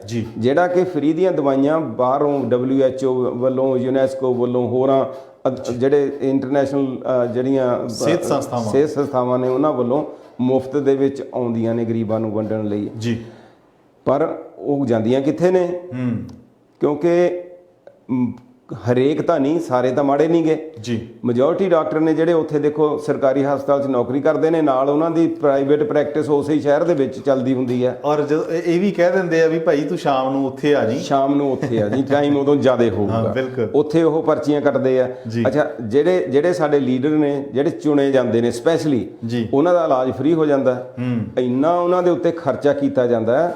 ਜੇ ਜਿਹੜੇ ਬਿਮਾਰ ਸਿਆਸਤਦਾਨ ਨੇ ਉਹਨਾਂ ਨੂੰ ਰਿਟਾਇਰ ਕਰ ਦਿੱਤਾ ਜਾਵੇ, ਉਹਨਾਂ ਦਾ ਇਲਾਜ ਦਾ ਖਰਚਾ ਬੰਦ ਕਰ ਦਿੱਤਾ ਜਾਵੇ, ਤੇ ਜਿਹੜੇ ਸਿਕਿਉਰਿਟੀ ਵਾਲੇ ਲਾਏ ਹੋਏ ਨੇ ਇਹਨਾਂ ਦੇ ਨਾਲ, ਸਾਰਿਆਂ ਦੀ ਪੁਲਿਸ ਇਹਨਾਂ ਤੋਂ ਵਾਪਸ ਲੈ ਲਈ ਜਾਵੇ। ਜੇ ਇਹਨਾਂ ਨੂੰ ਇੰਨਾ ਹੀ ਖਤਰਾ ਹੈ, ਲੋਕਾਂ ਤੋਂ ਹੀ ਡਰਦੇ ਨੇ, ਤੇ ਫਿਰ ਨਾ ਪੋਲਿਟਿਕਸ ਦੇ ਵਿੱਚ, ਫਿਰ ਇਹ ਸਿਆਸਤ ਦੇ ਵਿੱਚ ਨਾ ਜਾਣ, ਕੋਈ ਹੋਰ ਧੰਦਾ ਕਰ ਲੈਣ, ਇਹ ਮੋਦੀਖਾਨਾ ਖੋਲ ਕੇ ਬਹਿ ਜਾਣ। ਸੋ ਇਹ ਬੜਾ ਚੰਗਾ ਤਾਂ ਕੁਝ ਹੋਊਗਾ ਨਾ, ਕੋਈ ਚੰਗਾ ਕਰਨਗੇ। ਦੇਖੋ ਅਸੀਂ ਇਹਨਾਂ ਦੇ ਖਿਲਾਫ ਨਹੀਂ ਗਏ ਜੀ। ਮੈਂ ਕਈ ਵਾਰੀ ਇਹ ਕਹਿਣਾ ਹੁੰਦਾ ਵੀ ਮੈਂ ਇਹਨਾਂ ਨੂੰ ਆਜ਼ਾਦ ਦੇਖਣਾ ਚਾਹੁੰਦਾ। ਇਹ ਵੀ ਆਮ ਇਨਸਾਨਾਂ ਵਾਂਗੂ ਚੰਗੇ ਲੀਡਰ ਬਣ ਕੇ ਵਿਚਰਨ। ਜਿਵੇਂ ਹੁਣ ਆਪਾਂ ਜੇ ਕੈਨੇਡਾ ਅਮਰੀਕਾ ਦੀ ਮਿਸਾਲ ਲਈਏ, ਇੱਥੋਂ ਦੀ ਤਰਜ਼ ਦੇ ਉੱਪਰ ਜਿਵੇਂ ਤੁਸੀਂ ਦੇਖਿਆ ਹੀ ਹੋਣਾ, ਸਾਡੇ ਟਰੂਡੋ ਸਾਹਿਬ ਵੀ, ਤੁਸੀਂ ਮਤਲਬ ਕੋਈ ਉਹਦੇ ਨਾਲ ਕੋਈ ਸਿਕਿਉਰਿਟੀ ਨਹੀਂ, ਕੁਛ ਨਹੀਂ, ਸਿੰਪਲ ਇੱਕ ਜਿਹੜਾ ਆਪਣਾ ਵਾਕ ਵੀ ਕਰਦੇ ਆ, ਫੈਮਿਲੀ ਨਾਲ ਵੀ ਟਾਈਮ ਸਪੈਂਡ ਕਰ ਰਹੇ ਆ, ਔਰ ਜਿੱਥੇ ਇੱਧਰ ਉੱਧਰ ਜਾਣਾ ਹੁੰਦਾ, ਕਿਤੇ ਓਫੀਸ਼ਲੀ ਹੁੰਦਾ ਵੀ ਆ, ਇਹ ਨਹੀਂ ਗੱਲ ਕਿ ਨਾ ਹੋਵੇ, ਪਰ ਉਹਨਾਂ ਦਾ ਕੋਈ CAPA ਵਗੈਰਾ ਨਾਲ ਹੋ ਸਕਦਾ। ਦੇਖੋ ਇੱਕ ਦਿਨ ਨਾ ਜੀ ਬੱਚੇ, ਮੈਂ ਇਹ ਛੋਟੀ ਜਿਹੀ ਗੱਲ ਸ਼ੇਅਰ ਕਰਨੀ ਚਾਹੁੰਦਾ ਜੀ। ਭਾਈ ਜਗਤਾਰ ਸਿੰਘ ਹਵਾਰਾ ਦੀ ਪੇਸ਼ੀ ਦੀ ਵੀਡੀਓ ਕਿਸੇ ਨੇ ਪਾਈ ਹੋਈ ਸੀ। ਅੱਛਾ। ਉਹਨਾਂ ਦੇ ਆਲੇ ਦੁਆਲੇ ਆਪਾਂ ਦੇਖਦੇ ਆਂ ਵੀ ਪੁਲਿਸ ਦੀਆਂ ਫੋਰਸਾਂ, ਕਿੰਨੀ ਪੁਲਿਸ ਹੁੰਦੀ ਆ। ਹੁਣ ਮੈਨੂੰ ਕਿਸੇ ਨੇ, ਬੱਚੇ ਨੇ ਪੁੱਛਿਆ ਵੀ ਇਹ ਬੰਦਾ ਕੌਣ ਹੈ ਜਿਹਨੂੰ ਪੁਲਿਸ ਇੰਨਾ ਘੇਰਾ ਪਾਈ ਜਾਂਦੀ ਹੈ। ਸੋ ਮੈਂ ਆਪਣੀ ਜਾਣਕਾਰੀ ਮੁਤਾਬਕ ਤੇ ਆਪਣੇ ਵਿਚਾਰਾਂ ਦੇ ਮੁਤਾਬਕ ਮੈਂ ਦੱਸਣ ਦੀ ਕੋਸ਼ਿਸ਼ ਕੀਤੀ ਵੀ ਇਹਦੇ ਤੇ ਟੈਰਰਿਜ਼ਮ ਦੇ ਕੇਸ ਬਣੇ ਹੋਏ ਨੇ, ਪਰ ਹਲੇ ਕੇਸ ਨੇ, ਦੋਸ਼ੀ ਨਹੀਂਗਾ। ਉਹਨੇ ਆਪਣੀ ਸੋਚ ਦੇ ਹਿਸਾਬ ਨਾਲ, ਆਪਣੀ ਵਿਚਾਰਧਾਰਾ ਦੇ ਹਿਸਾਬ ਨਾਲ ਉਹਨੇ ਕੌਮ ਦੀ ਸੇਵਾ ਕਰਨ ਦੀ ਕੋਸ਼ਿਸ਼ ਕੀਤੀ ਆ। ਤੇ ਉਹਨੂੰ ਕੰਪੇਅਰ, ਉਹ ਕਹਿੰਦਾ ਵੀ ਇਹ ਜਿਹੜੇ ਆਹ ਲੀਡਰ ਨੇ, ਚੀਫ ਮਿਨਿਸਟਰ ਹੈ ਜਾਂ ਮੰਤਰੀ ਨੇ, ਇਹਨਾਂ ਨੂੰ ਵੀ ਐਂ ਪੁਲਿਸ ਵਾਲੇ ਘੇਰੀ ਫਿਰਦੇ ਹੁੰਦੇ ਨੇ। ਅੱਛਾ, ਉਹ ਐਂ ਲੱਗਦਾ ਵੀ ਇੱਕ ਪਾਸੇ ਤਾਂ ਉਹ ਐਕਟਿਵਿਸਟ ਹੈ, ਅਸੀਂ ਕਿਸੇ ਦੀ ਵਿਚਾਰਧਾਰਾ ਦੇ ਨਾਲ ਸਹਿਮਤ ਹੋਣਾ ਜਾਂ ਨਾ ਹੋਣਾ ਸਾਡਾ ਕੋਈ ਉਹ ਜ਼ਰੂਰੀ ਨਹੀਂਗਾ। ਇੱਕ ਪਾਸੇ ਤਾਂ ਐਕਟਿਵਿਸਟ ਹੈ, ਉਹ ਤੋਂ ਖਤਰਾ ਹੋ ਸਕਦਾ ਜਾਂ ਉਹਨੂੰ ਕਿਸੇ ਤੋਂ ਖਤਰਾ ਹੋ ਸਕਦਾ ਜੀ। ਦੂਜੇ ਪਾਸੇ ਇਹ ਇੰਨੇ ਸਾਡੇ ਭੱਦਰ ਪੁਸ਼ਤ, ਕਿੰਨੇ ਵਧੀਆ ਦੇਖਣ ਨੂੰ ਲੱਗਦੇ ਨੇ ਲੀਡਰ, ਖੁੱਲੀਆਂ ਦਾੜੀਆਂ ਵਾਲੇ ਜਾਂ ਬੜੇ ਵਧੀਆ ਕੋਟ ਆਈਆਂ ਵਾਲੇ, ਜਿਵੇਂ ਚੋਰ ਨਹੀਂ ਘੇਰੇ ਹੁੰਦੇ ਪੁਲਿਸ ਨੇ ਵੀ ਭੱਜ ਨਾ ਜਾਵੇ ਕਿਤੇ, ਜਾਂ ਇਹਨੂੰ ਭਜਾ ਕੇ ਨਾ ਲੈ ਜਾਵੇ। ਸੋ ਜੇ ਇਹੀ ਖਰਚੇ ਕਿਤੇ ਕਾਬੂ 'ਚ ਕੀਤੇ ਜਾਣ ਸਿਆਸਤਦਾਨਾਂ ਵਾਲੇ, ਕੱਲਿਆਂ ਵਾਲੇ, ਮੇਰਾ ਖਿਆਲ ਹੈ ਇਹਦੇ ਨਾਲ ਹੀ ਗਰੀਬ ਲੋਕਾਂ ਦਾ ਬਹੁਤ ਇਲਾਜ ਹੋ ਸਕਦਾ, ਕਲਿਆਣ ਹੋ ਸਕਦਾ। ਹਰੇਕ ਸ਼ਹਿਰ ਦੇ ਵਿੱਚ ਮੋਦੀਖਾਨਾ, ਹਰ ਪਿੰਡ ਦੇ ਵਿੱਚ ਮੋਦੀਖਾਨਾ ਖੁੱਲ ਸਕਦਾ। ਸੋ ਮੋਦੀਖਾਨੇ ਦੀ ਹੁਣ ਉਹਨਾਂ ਦਾ ਜਿਹੜਾ ਕੁਛ ਨਾ ਕੁਛ, ਜੇ ਆਪਾਂ ਪੂਰੇ ਮੰਥਨ ਦੇ ਵਿੱਚੋਂ ਸਿੱਟਾ ਕੱਢਣ ਦੀ ਕੋਸ਼ਿਸ਼ ਕਰੀਏ, ਜਾਂ ਤੁਸੀਂ ਫਿਗਰ ਆਊਟ ਕਰਕੇ ਆਏ ਆ, ਤਾਂ ਕਿਸ ਤਰ੍ਹਾਂ ਦਾ ਤੁਹਾਨੂੰ ਲੱਗ ਰਿਹਾ ਕਿ ਇਹ ਮੋਦੀਖਾਨਾ ਕਿੰਨੀ ਕੁ ਦੇਰ ਹੋਰ ਸਰਵਾਈਵ ਕਰ ਪਾਏਗਾ? ਦੇਖੋ, ਇਹ ਨਾ ਸਦੀਆਂ ਤੋਂ ਹੀ ਗੱਲ ਚੱਲਦੀ ਆਈ ਹੈ। ਇੱਕ ਪਾਸੇ ਉਹ ਜਿਵੇਂ ਕਹਿੰਦੇ ਹੈਵਸ ਤੇ ਹੈਵ ਨੋਟਸ, ਪੈਸੇ ਵਾਲੇ ਤੇ ਘੱਟ ਪੈਸੇ ਵਾਲੇ, ਉਹਨਾਂ ਦੀ ਲੜਾਈ ਬਣ ਜਾਂਦੀ ਹੈ। ਇਹ ਆਮ ਲੋਕਾਂ ਦੀ ਗੱਲ ਕਰਨ ਵਾਲੇ ਨੇ ਜਿਹੜੇ ਮੋਦੀਖਾਨੇ ਵਾਲੇ ਨੇ। ਜੇ ਇਹਨਾਂ ਦੀ ਭਾਵਨਾ ਬਿਲਕੁਲ ਸੱਚੀ ਸੁੱਚੀ ਹੋਵੇ, ਕਈ ਵਾਰੀ ਇਦਾਂ ਦੀਆਂ ਮੁਹਿੰਮਾਂ ਛਿੜਦੀਆਂ ਨੇ, ਉਹਦੇ ਵਿੱਚੋਂ ਕਈ ਵਾਰੀ ਕੁਝ ਹੋਰ ਨਿਕਲ ਆਉਂਦਾ। ਜਿਵੇਂ ਆਪਣੇ ਤੁਹਾਡੇ ਯਾਦ ਹੋਊਗਾ 5-6 ਸਾਲ ਪੁਰਾਣੀ ਗੱਲ ਹੈ, ਇੱਕ ਬਹੁਤ ਵਧੀਆ ਦੇਖਣ ਨੂੰ ਲੱਗਦੇ ਸੀ ਬਜ਼ੁਰਗ, ਟੋਪੀ ਪਾਈ ਹੁੰਦੀ ਸੀ, ਚਿੱਟੇ ਕੱਪੜੇ ਪਾਏ ਹੁੰਦੇ ਸੀ, ਉਹਦੀ ਟੋਪੀ ਬੜੀ ਮਸ਼ਹੂਰ ਹੋ ਗਈ ਸੀ। ਸਾਰੇ ਲੋਕ ਹੀ ਆਪਣੇ ਤੇ ਉਹ ਸਟicker ਲਾਈ ਫਿਰਦੇ, ਮੈਂ ਵੀ ਅੰਨਾ, ਮੈਂ ਵੀ ਅੰਨਾ ਹਜ਼ਾਰੇ ਜੀ। ਹੁਣ ਦੇਖੋ ਮੁਲਕ ਦੇ ਵਿੱਚ ਲੁੱਟਮਾਰ ਮੱਚੀ ਪਈ ਹੈ, ਕੀ ਹਾਲਤ ਹੋ ਰਹੀ ਹੈ। ਹੁਣ ਅੰਨਾ ਹਜ਼ਾਰੇ ਜੀ ਪਤਾ ਨਹੀਂ ਕਿੱਥੇ ਚਲੇ ਗਏ। ਸੋ ਸਾਨੂੰ ਜਦੋਂ ਕੋਈ ਨਵੀਂ ਚੀਜ਼ ਆਉਂਦੀ ਨਾ, ਆਪਾਂ ਨੂੰ ਡਰਨਾ ਵੀ ਚਾਹੀਦਾ। ਅੰਨੇ ਭਗਤ ਬਣ ਕੇ ਕਿਸੇ ਦੇ ਪਿੱਛੇ ਨਹੀਂ ਲੱਗਣਾ ਚਾਹੀਦਾ, ਪਰ ਚੰਗੇ ਵਿਚਾਰ ਦੀ ਸਪੋਰਟ ਕਰਨੀ ਚਾਹੀਦੀ ਹੈ। ਹਮੇਸ਼ਾ ਕਿਸੇ ਤੇ ਸ਼ੱਕ ਵੀ ਨਹੀਂ ਅਸੀਂ ਕਰ ਸਕਦੇ, ਪਰ ਅਸੀਂ ਅਰਦਾਸ ਕਰਦੇ ਹਾਂ ਵੀ ਇਹ ਜੋ ਮਿਸ਼ਨ ਕਿਸੇ ਨੇ ਚਲਾਇਆ, ਇਹ ਕਾਮਯਾਬ ਹੋਵੇ ਜੀ। ਜਿਹੜੀ ਭਾਵਨਾ ਨਾਲ ਲੈ ਕੇ ਚਲਾਇਆ, ਤੇ ਇਹ ਸਿਆਸਤ ਦੀ ਭੇਟ ਨਾ ਚੜ੍ਹ ਜੇ। ਅਦਰਵਾਈਜ਼ ਤਾਂ ਜੋ ਨੈਟਵਰਕ ਉੱਥੇ ਬਣਿਆ ਹੋਇਆ, ਲੈਬਾਂ ਬਣ ਗਈਆਂ, ਐਕਸਰੇ ਵਾਲੇ ਨੇ, ਸਕੈਨਿੰਗ ਵਾਲੇ ਨੇ, ਦੇਖੋ ਟੈਸਟ ਕਿੰਨੇ ਤੋਂ ਕਿੰਨੇ ਟੈਸਟ ਹੋ ਰਹੇ ਨੇ, ਪ੍ਰਾਈਵੇਟ ਹਸਪੀਟਲ ਕਿੰਨਾ ਪੈਸਾ ਬਣਾ ਰਹੇ ਨੇ। ਬਿਲਕੁਲ, ਅੱਜ ਜਦੋਂ ਦੀ ਕਰੋਨਾ ਛਿੜੀ ਹੈ, ਸਾਰੀਆਂ ਬਿਮਾਰੀਆਂ ਖਤਮ ਹੋ ਗਈਆਂ, ਔਰ ਕੋਈ ਬਿਮਾਰੀ ਦਾ ਹੋਰ ਜ਼ਿਕਰ ਹੀ ਨਹੀਂ ਹੋ ਰਿਹਾ। ਡੇਂਗੂ ਇਹਨਾਂ ਦਿਨਾਂ ਦੇ ਵਿੱਚ ਬੜਾ ਫੈਲਦਾ ਹੁੰਦਾ ਸੀ, ਮਲੇਰੀਆ ਬੜਾ ਫੈਲਦਾ ਹੁੰਦਾ ਸੀ, ਉਹ ਕਿਧਰੇ ਸ਼ਿਪਨ ਹੀ ਹੋ ਗਏ, ਮਤਲਬ ਉਹ ਕਿਤੇ ਕਾਇਆ ਕਲਪ ਉਹਨਾਂ ਦੀ ਖਤਮ ਹੀ ਹੋ ਗਈ। ਪ੍ਰਾਈਵੇਟ ਹਸਪਤਾਲ ਵਾਲਿਆਂ ਨੇ ਲਿਖ ਕੇ ਲਾਤਾ ਵੀ ਇੱਥੇ ਇਲਾਜ ਨਹੀਂ ਹੋ ਰਿਹਾ, ਜਾਂ ਕਿਉਂਕਿ ਸਾਰੇ ਧੰਦੇ ਨੇ, ਬਿਜ਼ਨਸ ਹੈ ਇਹ, ਕੋਈ ਸੇਵਾ ਨਹੀਂ, ਕੋਈ ਇਲਾਜ ਨਹੀਂ ਕਰਦੇ, ਸਭ ਬਿਜ਼ਨਸ ਹੈ। ਸਾਰੇ ਲੋਕਾਂ ਦੇ ਸਾਡੇ ਆਪੋ ਆਪਣੇ ਨਿੱਜੀ ਤਜਰਬੇ ਹੋਣਗੇ। ਬਿਲਕੁਲ। ਸੋ ਇਹ ਜਿਹੜੀ ਸੰਸਥਾ ਕਿਸੇ ਨੇ ਬਣਾਈ ਹੈ, ਜਿਹੜਾ ਇਹ ਰੁਝਾਨ ਤੋਰਿਆ, ਜਿਹੜੀ ਇਹ ਆਵਾਜ਼ ਕਿਸੇ ਨੇ ਚੱਕੀ ਹੈ ਸਸਤੀਆਂ ਦਵਾਈਆਂ ਵੇਚਣ ਵਾਲੀ, ਸ਼ੋਰ ਪੈਸੇ ਬਣਾਉਣੇ ਚਾਹੀਦੇ ਨੇ, ਹੱਕ ਸੱਚ ਦੇ ਬਣਾਉਣੇ ਚਾਹੀਦੇ ਨੇ, ਜਿਹਦੇ ਨਾਲ ਲੁੱਟ ਖਸੁੱਟ ਨਾ ਹੋਵੇ ਲੋਕਾਂ ਦੀ। ਵੀ ਇਹ ਨਾ ਹੋਵੇ ਕਿ 20 ਰੁਪਏ ਦੀ ਦਵਾਈ ਹੈ ਜਿਹੜੀ 150 ਰੁਪਏ 'ਚ ਮਿਲੇ, ਫਿਰ ਉਹ ਲੁੱਟ ਨੂੰ ਬਚਾਉਣ ਦੇ ਲਈ ਨੋਦੀ ਖਾਨੇ ਨਾਮ ਦੇ ਜਿਹੜੀ ਸੰਸਥਾ ਇਹ ਹੋਂਦ ਦੇ ਵਿੱਚ ਆਈ ਹੈ। ਔਰ ਸਾਨੂੰ ਲੱਗਦਾ ਕਿ ਵੀ ਇੱਕ ਜੈਨੂਅਨ ਤਰੀਕੇ ਨਾਲ ਸਪੋਰਟ ਕਰਨੀ ਵੀ ਬਣਦੀ ਹੈ ਜੀ। ਸੋ ਅੱਗੇ ਮੰਗ ਸਾਹਿਬ ਕੋਈ ਆਪਣੀ ਪਟਾਰੀ ਦੇ ਵਿੱਚੋਂ ਹੋਰ ਕੋਈ ਨਵਾਂ ਕਿਸ ਕਿਸਮ ਦਾ ਕੋਈ? ਦੇਖੋ ਆਪਾਂ ਹੁਣ ਜਿਵੇਂ ਆਪਣੇ ਮੁਲਕ ਦੀ ਕਹਿ ਲਓ ਵੀ ਕਰੀਮ ਇਹਨਾਂ ਮੁਲਕਾਂ ਨੂੰ ਆ ਰਹੀ ਹੈ, ਪਰ ਇਹਦਾ ਮਤਲਬ ਨਹੀਂ ਵੀ ਉੱਥੇ ਵੀ ਸਾਡੇ ਪੜ੍ਹੇ ਲਿਖੇ ਲੋਕਾਂ ਦੀ ਘਾਟ ਹੈ ਜਾਂ ਉੱਥੇ ਤਜਰਬੇਕਾਰਾਂ ਦੀ ਘਾਟ ਹੈ। ਪਰ ਜਦੋਂ ਆਪਾਂ ਖਬਰਾਂ ਪੜ੍ਹਦੇ ਹਾਂ, ਵੱਡੇ ਵੱਡੇ ਅਹੁਦਿਆਂ ਤੇ ਜਦੋਂ ਅਫਸਰ ਤੈਨਾਤ ਕੀਤੇ ਜਾਂਦੇ ਨੇ, ਉਦੋਂ ਕਈ ਵਾਰੀ ਖਬਰਾਂ ਪੜ੍ਹ ਕੇ ਹੈਰਾਨੀ ਹੁੰਦੀ ਹੈ। ਜਿਵੇਂ ਹੁਣ ਸੱਜਰੀ ਗੱਲ ਹੈ, ਆਪਣੀ ਖਬਰ ਚੱਲ ਰਹੀ ਅੱਜ ਕੱਲ੍ਹ ਚਰਚਾ ਦੇ ਵਿੱਚ, ਪੰਜਾਬ ਦੇ ਵਿੱਚ ਸਾਡੇ DGP ਸਾਹਿਬ ਨੇ ਇੱਕ, ਉਹਨਾਂ ਦੀਆਂ ਕੰਟਰੋਵਰਸੀਜ਼ ਕਾਫੀ ਚੱਲ ਰਹੀਆਂ ਨੇ, ਪਰ ਸੁਣਿਆ ਵੀ ਕਾਫੀ ਵਧੀਆ ਅਫਸਰ ਹੈ ਤੇ ਤਜਰਬੇਕਾਰ ਹੈ। ਤੇ ਕੰਟਰੋਵਰਸੀ ਤਾਂ ਜਿਹੜਾ ਸੀਨੀਅਰਟੀ ਤੇ ਜਾਂ ਕਹਿ ਲਓ ਵੀ ਵੱਡੇ ਅਹੁਦੇ ਤੇ ਹੁੰਦਾ ਉਹਦੀ ਹੋਣੀ ਹੈ, ਪਰ ਫਿਰ ਵੀ ਨੈਗੇਟਿਵ ਉਹਦੇ ਤੇ ਬੋਝ ਥੋੜਾ ਜ਼ਿਆਦਾ ਲੱਗਦਾ, ਜਿੱਦਾਂ ਨਹੀਂ ਕਹਿੰਦੇ ਬੈਗੇਜ, ਉਹ ਜ਼ਿਆਦਾ ਲੱਗਦੀ ਹੈ। ਤੇ ਹੁਣ ਕਪਤਾਨ ਸਾਹਿਬ ਨੂੰ ਉਹ ਚੀਫ ਸੈਕਟਰੀ ਦਾ ਰੇੜਕਾ ਚੱਲਦਾ ਸੀ, ਕਰਨ ਅਵਤਾਰ ਸਿੰਘ ਸਾਡੇ ਇੱਕ ਚੀਫ ਸੈਕਟਰੀ ਆ ਜਿਹੜੇ ਪਿਛਲੇ ਸੀਗੇ, ਉਹਨਾਂ ਦਾ ਮੰਤਰੀਆਂ ਦੇ ਨਾਲ ਕੁਝ ਕਹਿ ਲਓ ਵੀ ਡਿਸਪਿਊਟ, ਕੋਈ ਕੰਟਰੋਵਰਸੀ, ਉਹਨਾਂ ਦਾ ਕਨਫਰੰਟੇਸ਼ਨ ਕਹਿ ਲਓ ਵੀ ਚੱਲਦੀ ਸੀ। ਮੰਤਰੀ ਮੀਟਿੰਗਾਂ 'ਚ ਨਹੀਂ ਸੀ ਆਉਂਦੇ, ਉਹ ਉਹਨਾਂ ਦੀ ਕੋਈ ਗੱਲ ਮੰਨਦਾ ਨਹੀਂ ਸੀ ਜਾਂ ਆਪਣੀ ਮਨਾਉਣੀ ਚਾਹੁੰਦਾ ਸੀ। ਸੋ ਇਸ ਐਪੀਸੋਡ ਨੇ ਨਾ ਇਹ ਸਿਆਸਤਦਾਨਾਂ ਦਾ ਇੱਕ ਡਿਫਰੈਂਟ ਚਿਹਰਾ ਨੰਗਾ ਕੀਤਾ ਹੈ। ਤੇ ਹੁਣ ਉਹਦੀ ਥਾਂ ਦੇ ਉੱਤੇ ਇਹ ਸਾਡੇ DGP ਸਾਹਿਬ ਦੀ ਧਰਮ ਪਤਨੀ, ਉਹਦਾ ਨਾਮ ਹੈਗਾ ਵਿੰਨੀ ਮਹਾਜਨ, ਉਹਨਾਂ ਨੂੰ ਅਪੁਆਇੰਟ ਕੀਤਾ ਚੀਫ ਸੈਕਟਰੀ ਦੇ ਤੌਰ ਤੇ। ਹੁਣ ਉਹਦਾ ਘਰ ਦੀ ਖੇਡ ਹੀ ਹੋ ਗਈ ਸਾਰੀ, ਮਤਲਬ ਜੇ ਘਰ ਦੀ ਖੇਡ ਹੋ ਗਈ, ਜਿਵੇਂ ਹੋਮ ਪ੍ਰੋਡਕਸ਼ਨ ਦੇ ਵਿੱਚ ਕੋਈ ਜਿਵੇਂ ਕੋਈ ਲੱਭਦਾ ਨਹੀਂ ਹੁੰਦਾ, ਜਿਵੇਂ ਉੱਥੇ ਕੋਈ ਸਰਕਾਰ ਨੂੰ ਸਾਡੀ ਨੂੰ ਸਿਆਣੇ ਅਫਸਰਾਂ ਦੀ ਕੋਈ ਘਾਟ ਨਹੀਂ ਪੈ ਗਈ ਹੁੰਦੀ। ਔਰ ਇੱਕ ਗੱਲ ਇਹ ਵੀ ਲੱਗ ਰਿਹਾ ਕਿ ਜਿਵੇਂ ਤੁਸੀਂ ਕਹਿ ਰਹੇ ਹੋ ਨਾ ਵੀ ਕਾਲ ਪੈ ਗਿਆ ਸਿਆਣੇ ਬੰਦਿਆਂ ਦਾ, ਜਾਂ ਫਿਰ ਕਾਲ ਨਜ਼ਰ ਆ ਰਿਹਾ ਤਾਂ ਉਹਨਾਂ ਨੂੰ ਕੋਈ ਸਿਆਣਾ ਬੰਦਾ ਲੱਭ ਨਹੀਂ ਰਿਹਾ ਚੀਫ ਸੈਕਟਰੀ ਦੀ ਇੱਕ ਪੋਸਟ ਦੇ ਲਈ, ਤੇ ਜਾਂ ਫਿਰ ਇਹ ਨਜ਼ਰ ਆਉਂਦਾ ਹੈ ਕਿ ਵੀ ਸਾਰੇ ਦੇ ਸਾਰੇ ਜਿਹੜੇ ਵੀ ਇਹ ਸਿਆਣੇ ਨੇ, ਜੋ ਪੜ੍ਹੇ ਲਿਖੇ ਨੇ, ਉਹਨਾਂ ਦੀ ਕਾਬਲੀਅਤ ਤੇ ਕਿਤੇ ਨਾ ਕਿਤੇ ਸ਼ੱਕ ਕੀਤਾ ਜਾ ਰਿਹਾ। ਕੁਝ ਅਫਸਰ ਨਾ ਕਾਫੀ ਚਰਚਾ 'ਚ ਰਹੇ ਨੇ, ਜਿਨ੍ਹਾਂ ਦੇ ਵਿੱਚ ਇੱਕ ਦੋ ਨਾਂ ਨੇ ਜਿਹੜੇ ਕਾਫੀ ਚਰਚਿਤ ਰਹੇ ਨੇ।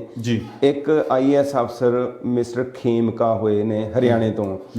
ਉਹ 2-3 ਸਾਲ ਪਹਿਲਾਂ ਖਬਰ ਪੜ੍ਹਦੇ ਹੁੰਦੇ ਸੀ ਵੀ ਜਿੰਨੇ ਕੁ ਸਾਲਾਂ ਦਾ ਉਹਦਾ ਐਕਸਪੀਰੀਅੰਸ ਹੈ, ਉਦੋਂ ਵੱਧ ਉਹਦੀਆਂ ਤਬਦੀਲੀਆਂ ਹੋ ਚੁੱਕੀਆਂ, ਉਹਨੂੰ ਕੋਈ ਟਿਕਣ ਨਹੀਂ ਦਿੰਦਾ, ਕਿਉਂਕਿ ਸੱਚਾ ਸੁੱਚਾ ਅਫਸਰ ਹੈ। ਆਪਣੇ ਪੰਜਾਬ ਦੇ ਵਿੱਚ ਵੀ ਇੱਕ ਨਾਂ ਸੁਣਦੇ ਰਹੇ ਆ, ਕਾਹਨ ਸਿੰਘ ਪੰਨੂ। ਤੁਹਾਡੇ ਯਾਦ ਹੋਣਾ ਜਦੋਂ ਹੇਮਕੁੰਟ ਸਾਹਿਬ ਯਾਤਰਾ ਵੇਲੇ ਉੱਥੇ ਕਾਫੀ ਇੱਕ ਮਸਲਾ ਖੜਾ ਹੋਇਆ ਸੀ, ਤਾਂ ਯਾਤਰੂਆਂ ਵੱਲੋਂ ਉਹਨਾਂ ਦੀ ਕੁੱਟਮਾਰ ਵੀ ਕਰਵਾਈ ਗਈ ਸੀ, ਉਹਨਾਂ ਦੀ ਦਸਤਾਰ ਲਹਿੰਦੀ ਦਿਖਾਈ ਗਈ ਸੀ। ਉਹ ਵੀ ਸੁਣਿਆ ਬਹੁਤ ਇਮਾਨਦਾਰ ਆ, ਕਿਸੇ ਦੀ ਗੱਲ ਨਹੀਂ ਸੁਣਦਾ, ਉਹ ਐਨ ਲੋਕਾਂ ਦੀ ਲੋਕ ਪੱਖੀ ਗੱਲ ਕਰਦਾ। ਇੱਕ IAS ਅਫਸਰ ਕ੍ਰਿਸ਼ਨ ਕੁਮਾਰ ਸੁਣਦੇ ਹੁੰਦੇ ਸੀ ਅਸੀਂ, ਉਹ ਵੀ ਬਹੁਤ ਅੱਛਾ ਅਫਸਰ ਸੀ। ਉਹਦੀਆਂ ਵੀ ਤਬਦੀਲੀਆਂ, ਉਹਨਾਂ ਦੇ ਵੀ ਕਿਤੇ ਪੈਰ ਨਹੀਂ ਲੱਗਣ ਦਿੰਦੇ। ਤੇ ਇਹ ਜਿਹੜੇ ਸਰਕਾਰੀ ਦਰਬਾਰੇ ਨੇ, ਇਹ ਉਹਨਾਂ ਦੀ ਪੁੱਛ ਹੁੰਦੀ ਹੈ, ਜਿਵੇਂ ਜਾਂ ਤਾਂ ਇਹਨਾਂ ਦੀ ਗੱਲ ਸੁਣੇ, ਜੋ ਇਹ ਚਾਹੁੰਦੇ ਨੇ ਉਹ ਕਰੇ, ਜਾਂ ਇਹਨਾਂ ਨੂੰ ਕਹਿ ਲਓ ਵੀ ਬੇਨੀਮੀਆਂ ਕਰਨ ਦੇ ਵਿੱਚ ਸਹਿਯੋਗ ਦੇਵੇ, ਤੇ ਜਾਂ ਜੀ ਹਜ਼ੂਰੀਆ ਹੋਵੇ। ਉਹੀ ਵੀ ਇੱਕ ਕਿਸਮ ਦੀ ਜਿਹੜੀ ਗੁਲਾਮ ਦੀ ਇੱਕ ਵੀ, ਹਾਂਜੀ ਤੁਸੀਂ ਕਹਿਤਾ, ਤੇ ਸੱਤ ਬਚਨ ਹੈ। ਅਦਰਵਾਈਜ਼ ਦੇਖੋ ਇਹ ਕਾਨਫਲਿਕਟ ਆਫ ਇੰਟਰਸਟ ਹੈ ਬਈ ਇੱਕ ਪਾਸੇ ਉਹ ਪੰਜਾਬ ਦੀ ਪੁਲਿਸ ਦੀ ਕਮਾਨ ਹੈ ਗੁਪਤਾ ਜੀ ਕੋਲੇ, ਤੇ ਉਹਨਾਂ ਦੀ ਧਰਮ ਪਤਨੀ ਕੋਲੇ ਸਾਰੇ ਪੰਜਾਬ ਦੀ ਉਹ ਕਮਾਨ ਹੋ ਗਈ। ਉਹਨਾਂ ਨੂੰ ਹੁਣ ਸਾਰੇ ਭੇਦ ਕੋਈ ਉਹਨਾਂ ਕੋਲੋਂ ਗੁੱਝਾ ਨਹੀਂਗਾ, ਉਹ ਜੋ ਮਰਜ਼ੀ ਕਰ ਸਕਦੇ ਨੇ, ਜੋ ਮਰਜ਼ੀ ਕਰਾ ਸਕਦੇ ਨੇ। ਸੋ ਮੇ ਵੀ ਸਮੇਂ ਦੀ ਸਰਕਾਰ ਹੈ ਜੀ, ਲੋਕਾਂ ਦੀ ਚੁਣੀ ਹੋਈ ਹੈ। ਇਹ ਤਾਂ ਹੁਣ ਉੱਥੋਂ ਦੇ ਲੋਕ ਹੀ ਦੱਸ ਸਕਦੇ ਨੇ ਵੀ ਅਸੀਂ ਇਦਾਂ ਦੀਆਂ ਸਰਕਾਰਾਂ ਨੂੰ, ਇਦਾਂ ਦੇ ਜਦੋਂ ਲੀਡਰਾਂ ਨੂੰ ਚੁਣਦੇ ਆ ਤਾਂ ਅਸੀਂ ਮੋਹਰ ਲਾ ਦਿੰਦੇ ਆ ਵੀ ਤੁਸੀਂ ਜੋ ਮਰਜ਼ੀ ਕਰੀ ਚੱਲੋ। ਹੋਰ ਅੱਗੇ ਇੱਕ ਹੋਰ ਮਸਲਾ ਜਿਹੜਾ ਨਜ਼ਰ ਇਹ ਵੀ ਆ ਰਿਹਾ, ਇੱਕ ਦੋ ਨੁਕਤਿਆਂ ਦੇ ਉੱਪਰ ਹੋਰ ਆਪਾਂ ਚਾਨਣਾ ਪਾਵਾਂਗੇ। ਇਹ ਵੀ ਸੁਣਨ ਦੇਖਣ ਨੂੰ ਮਿਲਿਆ ਕਿ ਵੀ ਪੰਜਾਬ ਦਾ ਇੱਕ ਬਹਾਦਰ ਜਵਾਨ ਚੀਨ ਤੇ ਭਾਰਤ ਦੀ ਸਰਹੱਦ ਦੇ ਉੱਪਰ ਉਹ ਇੱਕ ਸ਼ਹੀਦ ਹੋਇਆ, ਔਰ ਕਾਫੀ ਉਹਨੇ ਆਪਣੇ ਕਿਉਂਕਿ ਅਸੀਂ ਦੁਸ਼ਮਣ ਹੀ ਕਵਾਂਗੇ, ਸਰਹੱਦ ਤੋਂ ਪਾਰ ਜਿਹੜਾ ਚੀਨ ਦੇ ਵਿੱਚ, ਉਹਨੇ ਚੀਨ ਦੇ ਵਿੱਚ ਅੰਦਰ ਜਾ ਕੇ ਕਹਿੰਦੇ ਕਾਫੀ ਜਿਹੜਾ ਕਹਿੰਦੇ 10-12 ਉਹਨਾਂ ਦੇ ਚੀਨੀ ਫੌਜੀਆਂ ਨੂੰ ਉਹਨੇ ਫੱਟੜ ਕੀਤਾ, ਮਾਰਿਆ ਫੱਟੜ ਕੀਤਾ। ਹਾਂਜੀ ਹਾਂਜੀ ਹਾਂਜੀ। ਸੋ ਕਿਤੇ ਨਾ ਕਿਤੇ ਮੋਦੀ ਸਾਹਿਬ ਨੇ ਅੱਜ ਜਿਵੇਂ ਮਨ ਕੀ ਬਾਤ ਕਹਿੰਦੇ ਆ, ਉਹ ਮਨ ਕੀ ਬਾਤ ਦੇ ਵਿੱਚ ਸਾਡੇ ਪੰਜਾਬ ਦੇ ਜਿਹੜੇ ਜਾਂਬਾਜ਼ ਸ਼ਹੀਦੀਆਂ ਪਾਉਣ ਵਾਲੇ ਨੌਜਵਾਨ ਨੇ, ਉਹਨਾਂ ਦੇ ਦਿਲ ਦੀ ਗੱਲ ਤਾਂ ਕਿਤੇ ਨਜ਼ਰ ਕੀਤੀ ਜਾਪਦੀ ਨਹੀਂ। ਦੇਖੋ ਇਹ ਗੱਲ ਜਦੋਂ ਆਪਾਂ ਕਰਦੇ ਆ ਨਾ, ਇਹਨੂੰ ਚਾਹੇ ਤੁਸੀਂ ਵਿਅੰਗ ਮੰਨ ਲਓ, ਚਾਹੇ ਇਹ ਇੱਕ ਪੰਜਾਬੀਆਂ ਦੀ ਦਰਦ ਭਰੀ ਕਹਾਣੀ ਇਹਨੂੰ ਮੰਨ ਲਓ ਜੀ। ਇੱਕ ਪੁਲਿਸ ਅਫਸਰ ਪਿੱਛੇ ਜਿਹੇ ਆਪਾਂ ਦੇਖਿਆ ਸੀ, ਪਟਿਆਲੇ ਦੇ ਵਿੱਚ ਇਹ ਘਟਨਾ ਵਾਪਰੀ ਸੀ, ਨਿਹੰਗਾਂ ਦੇ ਨਾਲ ਉਹਨਾਂ ਦਾ ਤਕਰਾਰ ਹੋਇਆ ਸੀ ਤੇ ਉਹਦਾ ਹੱਥ ਵੱਢਿਆ ਗਿਆ ਸੀ। ਹਾਂਜੀ। ਉਹਨੂੰ ਬਹੁਤ ਵੱਡੀ ਬਹਾਦਰੀ ਮੰਨਿਆ ਗਿਆ ਸੀ ਤੇ ਉਹਨੂੰ 50 ਲੱਖ ਰੁਪਈਆ ਉਹਨੂੰ ਇਨਾਮ ਦਿੱਤਾ ਗਿਆ, ਪਲੱਸ ਪ੍ਰਮੋਸ਼ਨ ਹੋਈ ਸੀ। ਹਾਂ, ਉਹਦੀ ਪ੍ਰਮੋਸ਼ਨ ਵੀ ਹੋਈ ਸੀ ਤੇ ਸ਼ਾਇਦ ਉਹਨਾਂ ਦੇ ਘਰ ਦੇ ਕਿਸੇ ਜੀ ਨੂੰ ਨੌਕਰੀ ਵੀ ਮਿਲੀ ਸੀ। ਤੇ ਜਿਹੜੇ ਆ ਬਹਾਦਰ ਫੌਜੀ ਦੀ ਗੱਲ ਕਰਦੇ ਆ ਆਪਾਂ, ਇਹ ਗਰੀਬ ਪਰਿਵਾਰ ਦਾ ਬੱਚਾ, ਇੱਕ ਪਿੰਡ ਦੇ ਪਰਿਵਾਰ ਦਾ ਬੱਚਾ, ਮਾਲਵੇ ਏਰੀਏ ਦੇ ਵਿੱਚ। ਹਾਂਜੀ। ਤੇ ਉਹਨੇ ਸ਼ਹੀਦੀ ਪ੍ਰਾਪਤ ਕੀਤੀ ਹੈ ਆਪਣੇ ਮੁਲਕ ਨੂੰ, ਸਾਡੇ ਮੁਲਕ ਨੂੰ ਬਚਾਉਂਦੇ ਆ। ਤੇ ਉਦੋਂ ਮੈਂ ਸੁਣਿਆ ਸੀ ਵੀ ਕੈਪਟਨ ਸਾਹਿਬ 10 ਲੱਖ ਰੁਪਏ ਦਾ ਇਨਾਮ ਉਹਦੇ ਲਈ ਅਨਾਉਂਸ ਕਰਕੇ ਆਏ ਨੇ। ਕੋਈ ਪਰਿਵਾਰ ਨੂੰ ਕੋਈ ਸਹੂਲਤ ਜਾਂ ਹੋਰ ਮੈਨੂੰ ਜਾਣਕਾਰੀ ਨਹੀਂ ਵੀ ਕੋਈ ਉਹਨਾਂ ਨੇ ਐਲਾਨ ਕੀਤੀ ਹੋਵੇ ਵੀ ਕਿਸੇ ਨੂੰ ਜੌਬ ਵਗੈਰਾ, ਵੀ ਕਿਸੇ ਨੂੰ ਕੋਈ ਨੌਕਰੀ ਜਾਂ ਉਹਨਾਂ ਦੇ ਕੋਈ ਪਰਿਵਾਰ ਦੀ ਮਦਦ ਹੋਰ ਕੀਤੀ ਹੋਵੇ। ਦੇਖੋ ਹੱਥ ਵੱਢਿਆ ਜਾਂਦਾ ਇੱਕ ਦਾ, ਸਿਰਫ ਉਹ ਇੱਕ ਸਿਆਸੀ ਸਟੰਟ ਬਣਾਉਣ ਲਈ ਉਹਨੂੰ 50 ਲੱਖ ਤੱਕ ਦੀ ਵੀ ਗ੍ਰਾਂਟ, ਅਸੀਂ ਕਹਿੰਦੇ ਹਾਂ ਸਭ ਦੀ ਮਦਦ ਹੋਣੀ ਚਾਹੀਦੀ ਹੈ। ਅਸੀਂ ਉਹਦੇ ਖਿਲਾਫ ਨਹੀਂ, ਕਿਉਂਕਿ ਉਹਦੇ ਨਾਲ ਵੀ ਧੱਕਾ ਹੋਇਆ, ਹੱਥ ਵੱਢਿਆ ਜਾਣਾ ਕੋਈ ਛੋਟੀ ਗੱਲ ਨਹੀਂ। ਪਰ ਫਰਕ ਦੇਖੋ, ਇੱਕ ਪਾਸੇ ਇੱਕ ਨੌਜਵਾਨ ਮੁਲਕ ਲਈ ਸ਼ਹੀਦੀ ਪ੍ਰਾਪਤ ਕਰਕੇ ਆਉਂਦਾ ਤੇ ਦੂਜੇ ਪਾਸੇ ਇੱਕ ਪੁਲਿਸ ਵਾਲੇ ਦਾ ਹੱਥ ਵੱਢਿਆ ਜਾਂਦਾ। ਮਾਪਦੰਡ ਦੇਖੋ ਤਕੜੀ। ਇੱਕ ਪਾਸੇ ਸਿਰਫ ਹੱਥ ਦੀ ਗੱਲ ਹੈ, ਉਹਦੇ ਲਈ 50 ਲੱਖ, ਤੇ ਇੱਕ ਪਾਸੇ ਪੂਰੀ ਸ਼ਹਾਦਤ ਦਿੱਤੀ ਜਾ ਰਹੀ ਹੈ ਪੂਰੀ ਸਰੀਰ ਦੀ, ਔਰ ਪਿੱਛੇ ਉਹਨਾਂ ਦਾ ਜਿਹੜਾ ਪਰਿਵਾਰ ਹੈ ਉਹ ਵੀ ਇੱਕ ਕਿਸਮ ਦਾ ਤੁਸੀਂ ਕਹਿ ਲਓ ਵੀ ਜਦੋਂ ਇੱਕ ਬੰਦਾ ਪਰਿਵਾਰ ਦਾ ਮੈਂਬਰ ਚਲਾ ਜਾਂਦਾ ਨਾ, ਤੇ ਪਰਿਵਾਰ ਪਿੱਛੇ ਜਿਹੜਾ ਉਹ ਵੀ ਇੱਕ ਕਿਸਮ ਦਾ ਫਾਹੇ ਟੰਗਿਆ ਹੀ ਹੁੰਦਾ ਜੀ। ਸੋ ਉਹਦੀ ਬਹੁਤ ਅੱਛਾ ਤੁਸੀਂ ਇਹਨੂੰ ਐਕਸਪਲੇਨ ਕੀਤਾ, ਪਰ ਮੋਦੀ ਸਾਹਿਬ ਨੇ ਕਿਤੇ ਜ਼ਿਕਰ ਜਿਹੜਾ ਬਿਲਕੁਲ ਨਹੀਂ ਕੀਤਾ, ਕਿਉਂਕਿ ਮੋਦੀ ਸਾਹਿਬ ਨੂੰ ਹੁਣ ਇਹ ਛੋਟੀ-ਛੋਟੀਆਂ ਗੱਲਾਂ ਦਿਖਦੀਆਂ ਨਹੀਂ। 56 ਇੰਚੀ ਦਾ ਉਹਨਾਂ ਦਾ ਸੀਨਾ ਤੇ ਉਹ ਤਾਂ ਮਤਲਬ ਹੁਣ ਜਾਂ ਤਾਂ ਕਿਤੇ ਸੀਨੇ ਦੇ ਵਿੱਚ ਹੀ ਆਸੇ-ਪਾਸੇ ਆਪਾਂ ਪਹਿਲਾਂ ਵੀ ਗੱਲ ਕੀਤੀ ਹੈ ਬਈ ਸਿਆਸਤਦਾਨਾਂ ਦੀ ਵੀ ਕੁਆਲੀਫਿਕੇਸ਼ਨ ਹੋਣੀ ਚਾਹੀਦੀ ਹੈ, ਵੀ ਉਹਨਾਂ ਨੇ 5 ਸਾਲ 4 ਸਾਲ ਆਰਮੀ ਦੇ ਵਿੱਚ ਕੰਮ ਕੀਤਾ ਹੋਵੇ, ਜਾਂ ਉਹਨਾਂ ਦੇ ਬੱਚੇ ਵੀ ਆਰਮੀ ਦੇ ਵਿੱਚ ਭਰਤੀ ਹੋਣ। ਪਰ ਇਹ ਸਾਡੇ ਪ੍ਰਧਾਨ ਮੰਤਰੀ ਸਾਹਿਬ ਇਹਨਾਂ ਨੇ ਤਾਂ ਵਿਆਹ ਹੀ ਨਹੀਂ ਕਰਾਇਆ।